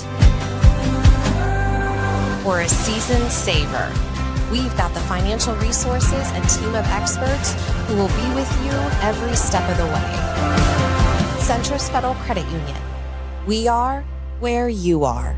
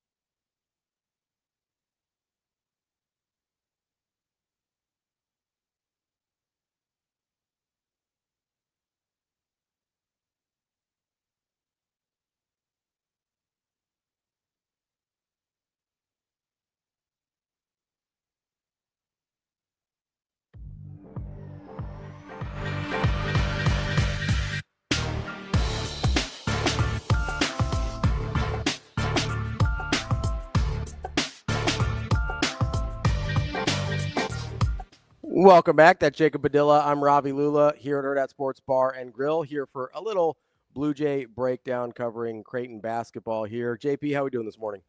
Doing all right. It's not a great time to talk Creighton basketball, but the women did well since we last talked. So that's good. That's an improvement. The men have not. No. Did it make you feel any better, though? So, I know there's obviously a lot of Creighton fans, a lot of Nebraska basketball fans as well. Did watching Nebraska do what they did to Wisconsin make you feel better about what they did to Creighton? Because it weird. So I went through and deep dive rewatch of the Nebraska game, and then shared some notes on message board and big old long set of notes. And then after that game last night, I went back in addendum. Nebraska might actually just be very good. That's what that was kind of my also was a conclusion. factor. Yeah. I was like, hey, I think they're just good going into the Creighton game.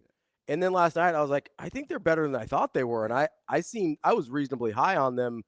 I think I'm interested to see, and we don't have to talk Nebraska, I'm interested to see a couple different styles of teams they've got coming up next to see if it holds up. But I think they're gonna have a good year. Yeah. So Creighton's losses now in KenPom currently. Gonzaga was 3. Gonzaga 3. Baylor 32. Iowa State 2, and Nebraska 26 now. Yeah. So 32 is the worst loss on there, and it's Baylor, who, again, stylistically is a team that typically gives Creighton trouble. Hasn't always, especially go a couple years back, and they were able to handle them. But yeah, there is. That's kind of the juxtaposition with this team, right? Is I watch them and I look, hey, I think there's a long way to go for this to look like a good basketball team. And then I look at who they lost to, and I was like, tough schedule. None of those are bad losses at all. And then you flip back around, but they don't have any good wins, and Sure. opportunities for those are running low unless you sweep UConn and St. John's in conference. Yeah, absolutely. Because Kansas State isn't any good, and then you're into conference play essentially because Utah Tech obviously is not. I saw their logo on the TV screen in the workroom, because they did not recognize it. Yes, they just go with the logo, and it said Blazers and this. I'm like, who the heck is that? I could not have told you what their mascot was. Are they the Blazers? Yeah. There we go. They're actually 248th in KenPom, so they're better than all the bye games that Creighton has played so far. So that's all still not going to help them though. Correct. So yeah, it's just the chance for it's an even more extreme version of last year, where at least that team had the Kansas win. Mm-hmm. This team doesn't have a Kansas win, and now you're in a conference play, and the Big East doesn't particularly improve. You're really hoping for a Villanova to kind of have a nice year. Butler's top 50 right now. You hope maybe they can figure out how to be at least a bubble team, so that that can look like a decent win if you're able to get that. But to me, I'm more concerned. I'm not even concerned about resume right now. That's exactly right. We haven't gotten to the point where I think Creighton has earned the right to talk about resume or what that looks like at the end of the year. Right now, we are still very much where I expected to be a month ago. Yes. Where it's hey, trying to figure out what this team is, what they want to do, who they are. Are we any closer to an answer now than we were on November 5th?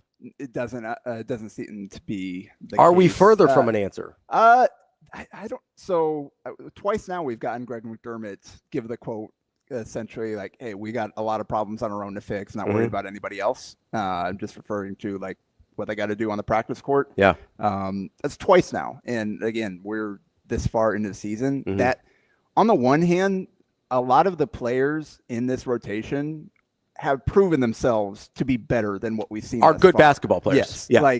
There's still very much a good basketball player in there that we can find. On paper, not a bad roster. Yeah, the problem is that they have to fix are things that the coaching staff has been harping on from the start. Mm-hmm. And here we are, and there's still issues. So it's not like they're surprised by – I think they're probably surprised by how disjointed, dysfunctional it is. But they're they saw reasons for concern, and they tried to address those as much as humanly possible. And for whatever reason, things just don't seem to be clicking. Yeah, it's not taking. And obviously, I think the biggest issue right now, and one that no fault of their own, it just happened, is the Owen Freeman injury, and not just because of how limited he is now, but they spent the entire offseason practicing without him. Yeah. And they put Jason in there. They got Conan and Dmitrievich in there later on to at least replicate some of the sets and have an actual center there. Mm-hmm. But ultimately, they weren't able to build any chemistry. And now you get out there, and he took one shot on their first possession of the game, and that was threw him top of the key, late in the shot clock, and he just drove in and threw something up. Only shot the rest of the game. There was one time he drew a foul when he had a seal. They were looking to lob it over the top. It would have been a bucket. Got the foul. Nothing the rest of the game. And a lot of it is the guys on the perimeter, they don't even look at him. He's in there. What's happening at the center spot does not seem to be connected with the rest of the team when they're trying to run their offense. And that's one thing where I thought, and part of it obviously is the injury that has taken him out of building any sort of chemistry with this team, right? But that's one place where I thought, because Owen Freeman is legitimately a threat to score from a post-up position. And not even just deep, mid-post. And that was one of the thoughts, going from Kalkbrenner, who's obviously one of the most efficient scorers in college basketball history. But the thing about him is, for him to be that, he had to bury a guy. Had to work. He had to get him in the right spots. And Freeman is a guy that he can create a little bit more on his own in the mid-post, the face-up. And had some moves and counters that he could get to. Yeah. So that was one of the ideas bringing him in. Is okay, we're losing so much with Kalkbrenner, but this is one of the most efficient post scorers in the country and can create his own offense a little bit. I don't think it's a hot take to say that offensively his game is much more advanced than Kalkbrenner's was. And I thought that could be a bridge to some functionality offensively while they figured out some other things, whether it's the point guard spot, which we knew was going to be an interesting experiment, not bringing in a true point guard at all. I don't know if I think they assumed one of two things would happen. Either Nick Graves, they could turn into a point guard, or that Ty Davis would be advanced or have developed enough that they could use him a little bit more. So far, it doesn't feel like either of those things have come to fruition. And so it seems like they're left scrambling a little bit. But having a big man that you can sort of operate around, because he's at least a functional passer out of those situations too. And I think the injury impacted that too. I think his timing is completely shot right now. And you see that on the defensive glass where he's just slower to react a lot of time. It's not like he's not trying. Yeah. It's just the other guys are off the ground before he even realizes he needs to jump. That type of thing. It's one of those things where you get medically cleared, but you're not back to 100% of basketball. Yeah. Essentially, because as soon as he got back from the finger injury, his surgery there, that messed up his knee playing pickup, trying to get back into shape. Almost immediately. Yeah. So I think that's a huge factor that we probably don't, when we talk about injuries for Creighton, we probably don't talk enough about that because he actually is on the floor. Whereas we talk a lot about the Jackson McAndrew injury or right now the Hudson Greer injury. And just the series of those. And that's kind of what I've talked to the staff about. I was like, man, you guys, every week you've got somebody new to play with. And then whatever you find now, assuming that Hudson gets back out there, you're going to have to start over again and find it again once he gets back. It's just the nature of, all right, so Freeman disrupted your whole offseason, got him back, trying to work him in, but he's not there. Jackson obviously got hurt before the season, but you practiced all offseason with him. He started playing, and then you lost him after a few games. Then Hudson, you plug him back in, and it looks pretty good, and then you lose him. So it's like week to week, they're having to adjust to something new when they weren't able to even figure it out to start with. So it's the equation keeps changing for them. And they didn't solve it the first time, right? Exactly. So, yeah, that is kind of the thing. And I don't know. I mean, obviously, McAndrew's not coming back. We don't really know the status of Hudson Greer or when he's coming back. We have no earthly idea when or if Owen Freeman will look like Owen Freeman at any point this year. That being said, he still has the highest offensive rating on the team. He has a near 70% true shooting opponents. And that goes back to my point about them, like Iowa State and the Nebraska game. Their two biggest blowouts. He didn't shoot the ball. He didn't score, essentially. And a lot of it was like he disappears because the rest of the team lets him disappear. You get a little up. Those guys start to panic a little bit. Yeah, you get a little on ball. They can't get the ball to anybody else. And they're not even they didn't even look at him the rest of the game. Like I said, after that start essentially. Which honestly, you brought up, and I think it was in your kind of notes as well, that the off ball action. Yeah, that's the issue too. And if you're not doing that well, you almost have to force the inside looks because you're not compromising the defense in any way. 100%. That was the biggest thing that from the Nebraska game. And Nebraska's very good defensively, right? And very unique too. Yes, it's a challenging defense to kind of dissect a little bit. And especially when you're trying to like they'll let you shoot threes all day. They're going to do not compromise the middle, right? That's why they call it no middle defense, right?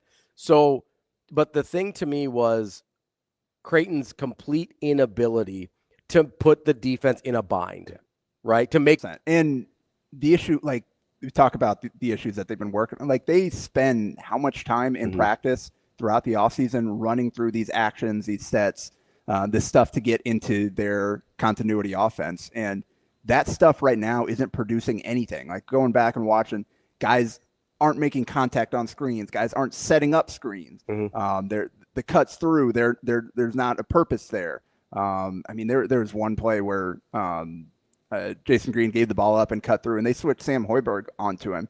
And at that point, like there's space, like they're not loaded up. Just sit down and post up and see what that happens. You have to take advantage. He just cut through, and Blake Harper drove in and took a contested pull up that wasn't anywhere close. Like that's on the other end. Nebraska took advantage of their mismatches every time Creighton gave them one. So like stuff like that just kind of goes back into these guys just aren't on the same page. They're not reading the floor well. They're not executing their stuff to begin with, and that's why they are 293rd in tempo and 238th in average possession. Like we've got so many possessions where things just get bogged down, and they're having to force a step back three or get a shot clock violation because nothing they did produced any kind of advantage whatsoever. And that's where I think a healthy Freeman sort of provides you a shortcut to, hey, if we can't figure anything else, start everything very simple by getting it into kind of a mid-post situation with Owen Freeman. Even if he's not 100% healthy, even if he's not, the timing isn't quite where it used to be or needs to be. You mentioned he's still already the most efficient guy on the offense for them. You almost have to force feed that a little bit, I think. And especially, he's going to be out there for limited minutes, and defensively right now he's struggling. Yeah. So if you're not going to force feed him the ball, play through him heavily on offense, then why is he out there? Obviously, part of it is to try to get back into it. I mean, we saw him in there in garbage time. I'm sure Mac just whatever, just get out there, just play, try to find something at that point. Yeah. But you gotta, if he's out there, you need to make him a presence on offense. Yeah, and that's, I think, probably the biggest frustration is even when you feel like they're, because I think identity is a huge issue for this team. I don't think they're anywhere close to knowing where they want to be, and you brought that up with the constantly kind of changing rotation and cast of characters because of the injuries. I do think you can look at it and go, hey, we can simplify things a little bit here and say, hey, when Owen Freeman's in the game, he is our primary source of offense, right? Everything needs to run through him. Hot Danger mentions, imagine trading Freeman for Mast. I think they thought they could play a version of, maybe not to the same degree, but sort of running a lot of the offense through Owen Freeman because of the skill set that he showed at Iowa last year. And A, health has been an issue, and B, Nebraska's committed to getting Rink Mast the ball as often as possible. They run their entire offense through him. That same commitment has not been there for Creighton and Owen Freeman, even when he's out there. And that to me is part of this huge problem, because if you just, and you mentioned Coach Mack bringing things up a couple times, role players have been a thing that he's brought up multiple times, right? So going into that Nebraska game, I thought really poignant comments about all the guys on Nebraska that know exactly what they're supposed to do out there. And then he being champions in your role. He doubled down on even more post game. And sure, that's praise for Nebraska and it's accurate, but I'm almost positive that was far more directed at his own team than it was to the opponent there. And just the contrast there.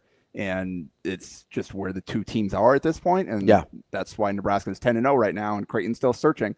Nebraska knows exactly what it wants to do, and Creighton has to find something that works. They have to find that identity. They have to, and it starts again with doing the little things that goes into that role player stuff. Yeah, setting a hard screen off the ball, not a moving one, but actually making contact to get a teammate open, cutting hard through the lane to draw a defender and open up the next guy coming through, running the floor, getting back in transition, all that stuff, that hard stuff.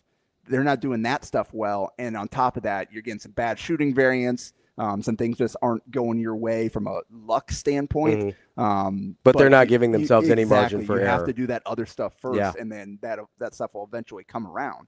They got a lot of stuff to work through. It's sort of incredible. And then if you've got anything else on the men's team, let me know, and then we can move on to the women. But it's sort of incredible how often an open shot that's achieved the right way goes in versus an open shot achieved the wrong way does not go in. And I think that's exactly where Creighton's living right now. And that sounds very abstract, but there's a reason Nebraska is able to play the defense they do, and Creighton never shoots the ball well against them.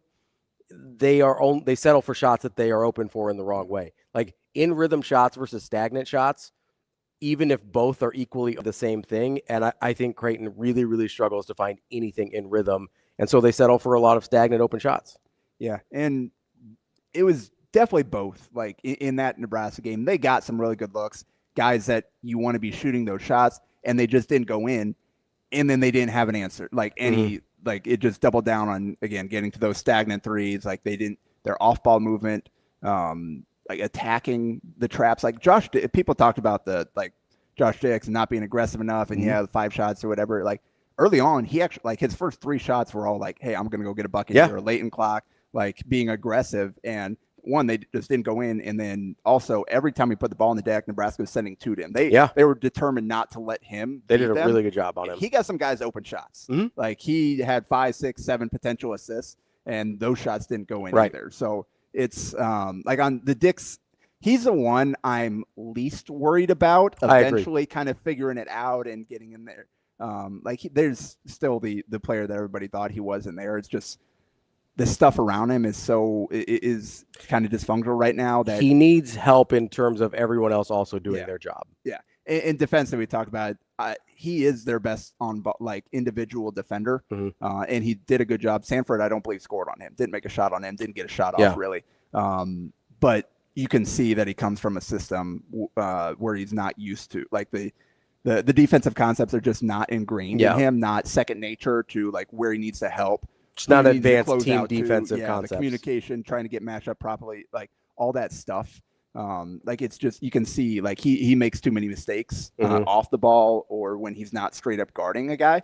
And that I think is the case because of where he came from, and he just hasn't had to do it throughout his college career. So that's something that they're bad on too. Just kind of all the pieces. Yeah. I think because they're struggling in so many areas, it's really making it difficult for any of the guys individually start playing well. It's kind of a self-fulfilling prophecy there. Because guys individually aren't playing well, so the whole team isn't working. But because the team stuff isn't working individually, it's hard for guys to get into it, to flow there. So that's stuff they got to figure it out. He's the one I'm least worried about. But and I think he will start to play a little bit better as we go, but that only goes so far. You need other guys to kind of get it there too. Well, speaking of teams that appear to maybe start be figuring out, the women's team, Coach Flan's squad has won 3 in a row. They've won 2 in a row since the last time we talked, including one that, and I think rightfully so, going at St. John's last Thursday. They come out with a 60-52 win there, and they also were able to get Tulsa 73-60 on Sunday. In addition to a Northern Arizona win that had happened before we talked. So what are you seeing from the Creighton women that it appears they may be starting to put things together a little bit? Because the St. John's win's a good win. Yeah, no doubt. In the second half there, they're down a few at halftime and just really kind of took over in the second half and held St. John's to 25 points after halftime, I believe. And then Tulsa, that they kind of they survived that game, but right now I think a lot of it is just kind of what we talked about. They had players step up. It was Kennedy Townsend against St. John's, arguably the best game of her career. 18 points, 7 assists, 7 rebounds, 7-11 from the field, 4 of 8 from 3. You had double from Grace Buffelli and just enough offense off the bench from Neely Gessert hitting 4 threes. Ava Zedeker struggled, didn't make a shot from the field, and he bounced back against Tulsa. She had 21 at halftime. Just finished with 26. Yeah, drained a 3 at the halftime buzzer to get to 21, and not just 26, but 5 assists, 8 rebounds, 8 of 12 from the field, hit all 4 of her threes, hit all 6 of her free throws. So just a complete performance. They got another double from Buffelli, and Allison Heathcock added 12, 3 assists. You had Gessert again hit 3 threes, 11 points off the bench. Getting a little spark. She's still kind of figuring out how to score inside the arc, but she can absolutely shoot the rock. And you get her enough attempts that she's probably going to hit enough to give you some support off the bench. So we're just starting to see kind of individually players start to figure it out and have some good games. That's going to be the key. You don't have any star that you can rely on. It's got to be a collection, and every game somebody else probably has to step up. And that's what we've seen the last couple, where you do have some players kind of figuring out and playing well. And obviously shots falling is a huge part of that, but playing well outside of shooting too, with what Townsend and Zedeker both did. I think that's one of the biggest contrasts between the men's and women's teams right now is it feels like if the men's team doesn't shoot well, they're not going to do anything well. Whereas it feels like the women's team started to do everything well, and then the shooting followed. And again, that sounds very sort of abstract, but I do think it's a real thing. And we've seen them as they get ready for Kansas State this weekend. Actually, both teams get ready for Kansas State this weekend, ironically enough. We've seen them they seem like they have a much better idea of individual roles on the team and how they can fit into that process. Yeah, and part of it's by necessity with just kind of where Sure. they're at from a roster standpoint. With Keani Lockett out, every group route hasn't played yet, so like they're Hurrdat is still kind of the end of the bench is still figuring it out. So they've got a short rotation. Yeah. And I think at that point, like Neely Gessert coming in, she knows she's coming in to shoot the ball. Yeah. Like, that's what she's out there to do. Yeah. Like Flans, let it fly. That's what you're here for. Grace Buffelli is in there to rebound the ball, and occasionally she got a good matchup. They'll get it to her, and again, back-to-back double doubles. Like you got Allison Heathcock is just out there hustling every play. Some games she'll contribute offensively, some others maybe not, but the effort is going to be the same regardless. So you're starting to see kind of players figure some of that out and cover for each other, because you talk about how great Townsend was, 1 of 9 against Tulsa. Yeah. Just couldn't find it. But again, Zedeker stepped up. So it's kind of the inverse of each other. You got one struggling, teammate stepped up and carried the load for her. Yeah, that is the nice thing about having some people start to figure out what their roles are and what their options are. And that is a little more challenging, I think, than people give it credit for, especially when it's like, hey, this isn't this person's night, I'm the next one up. Yeah. Like, that's sort of a difficult dynamic if you don't have a really good familiarity with your team, which, I mean, the Creighton women's team is just as new, if not newer, than the Creighton men's team. Freshmen for the most part. Yeah, not people that you don't have a history with at this level. So that's been really impressive to me, and that just speaks to the job that Flan does, because they're playing 7.5 people basically. I mean, McGee's minutes kind of to and fro a little bit. Same with Nora Gessert. Yeah, so they're basically six woman rotation, and then you're kind of mixing in Gessert and McGee there for kind of the rest of the minutes, maybe a few of Doncic here and there. Yeah, you got some foul trouble to your bigs, but it's kind of essentially it's that 6 is kind of where you're gonna kind of rely on, and then hopefully one of those other two can give you something. And you had 7 points from Gessert, or from Nora Gessert in that Tulsa game, which is big there for them to hold on to that lead. Yeah. So Kansas State coming up for the women on Sunday, then at Omaha, technically a road game. And then DePaul, is that the next big test? Let's look. Yep. Starting conference play after that. On the 20th, so a week from Saturday. Conference play again. Yeah. We had the St. John's game. But the full conference play. Yeah. Not just the teaser. I get it. Like, that's kind of how you have to make with the kind of the way the conferences are now, but it's so weird. Like, the Big Ten does it too. They have their 2 early games. Illinois and Ohio State men played last night, and I was like, all right, conference play, and it's like, all right, now we're leaving. Sorry. So weird.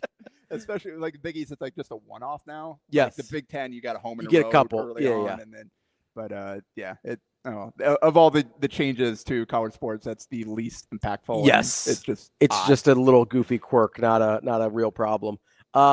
So we'll finish on this unless you've got more optimistic about the women's team than the men's at this point.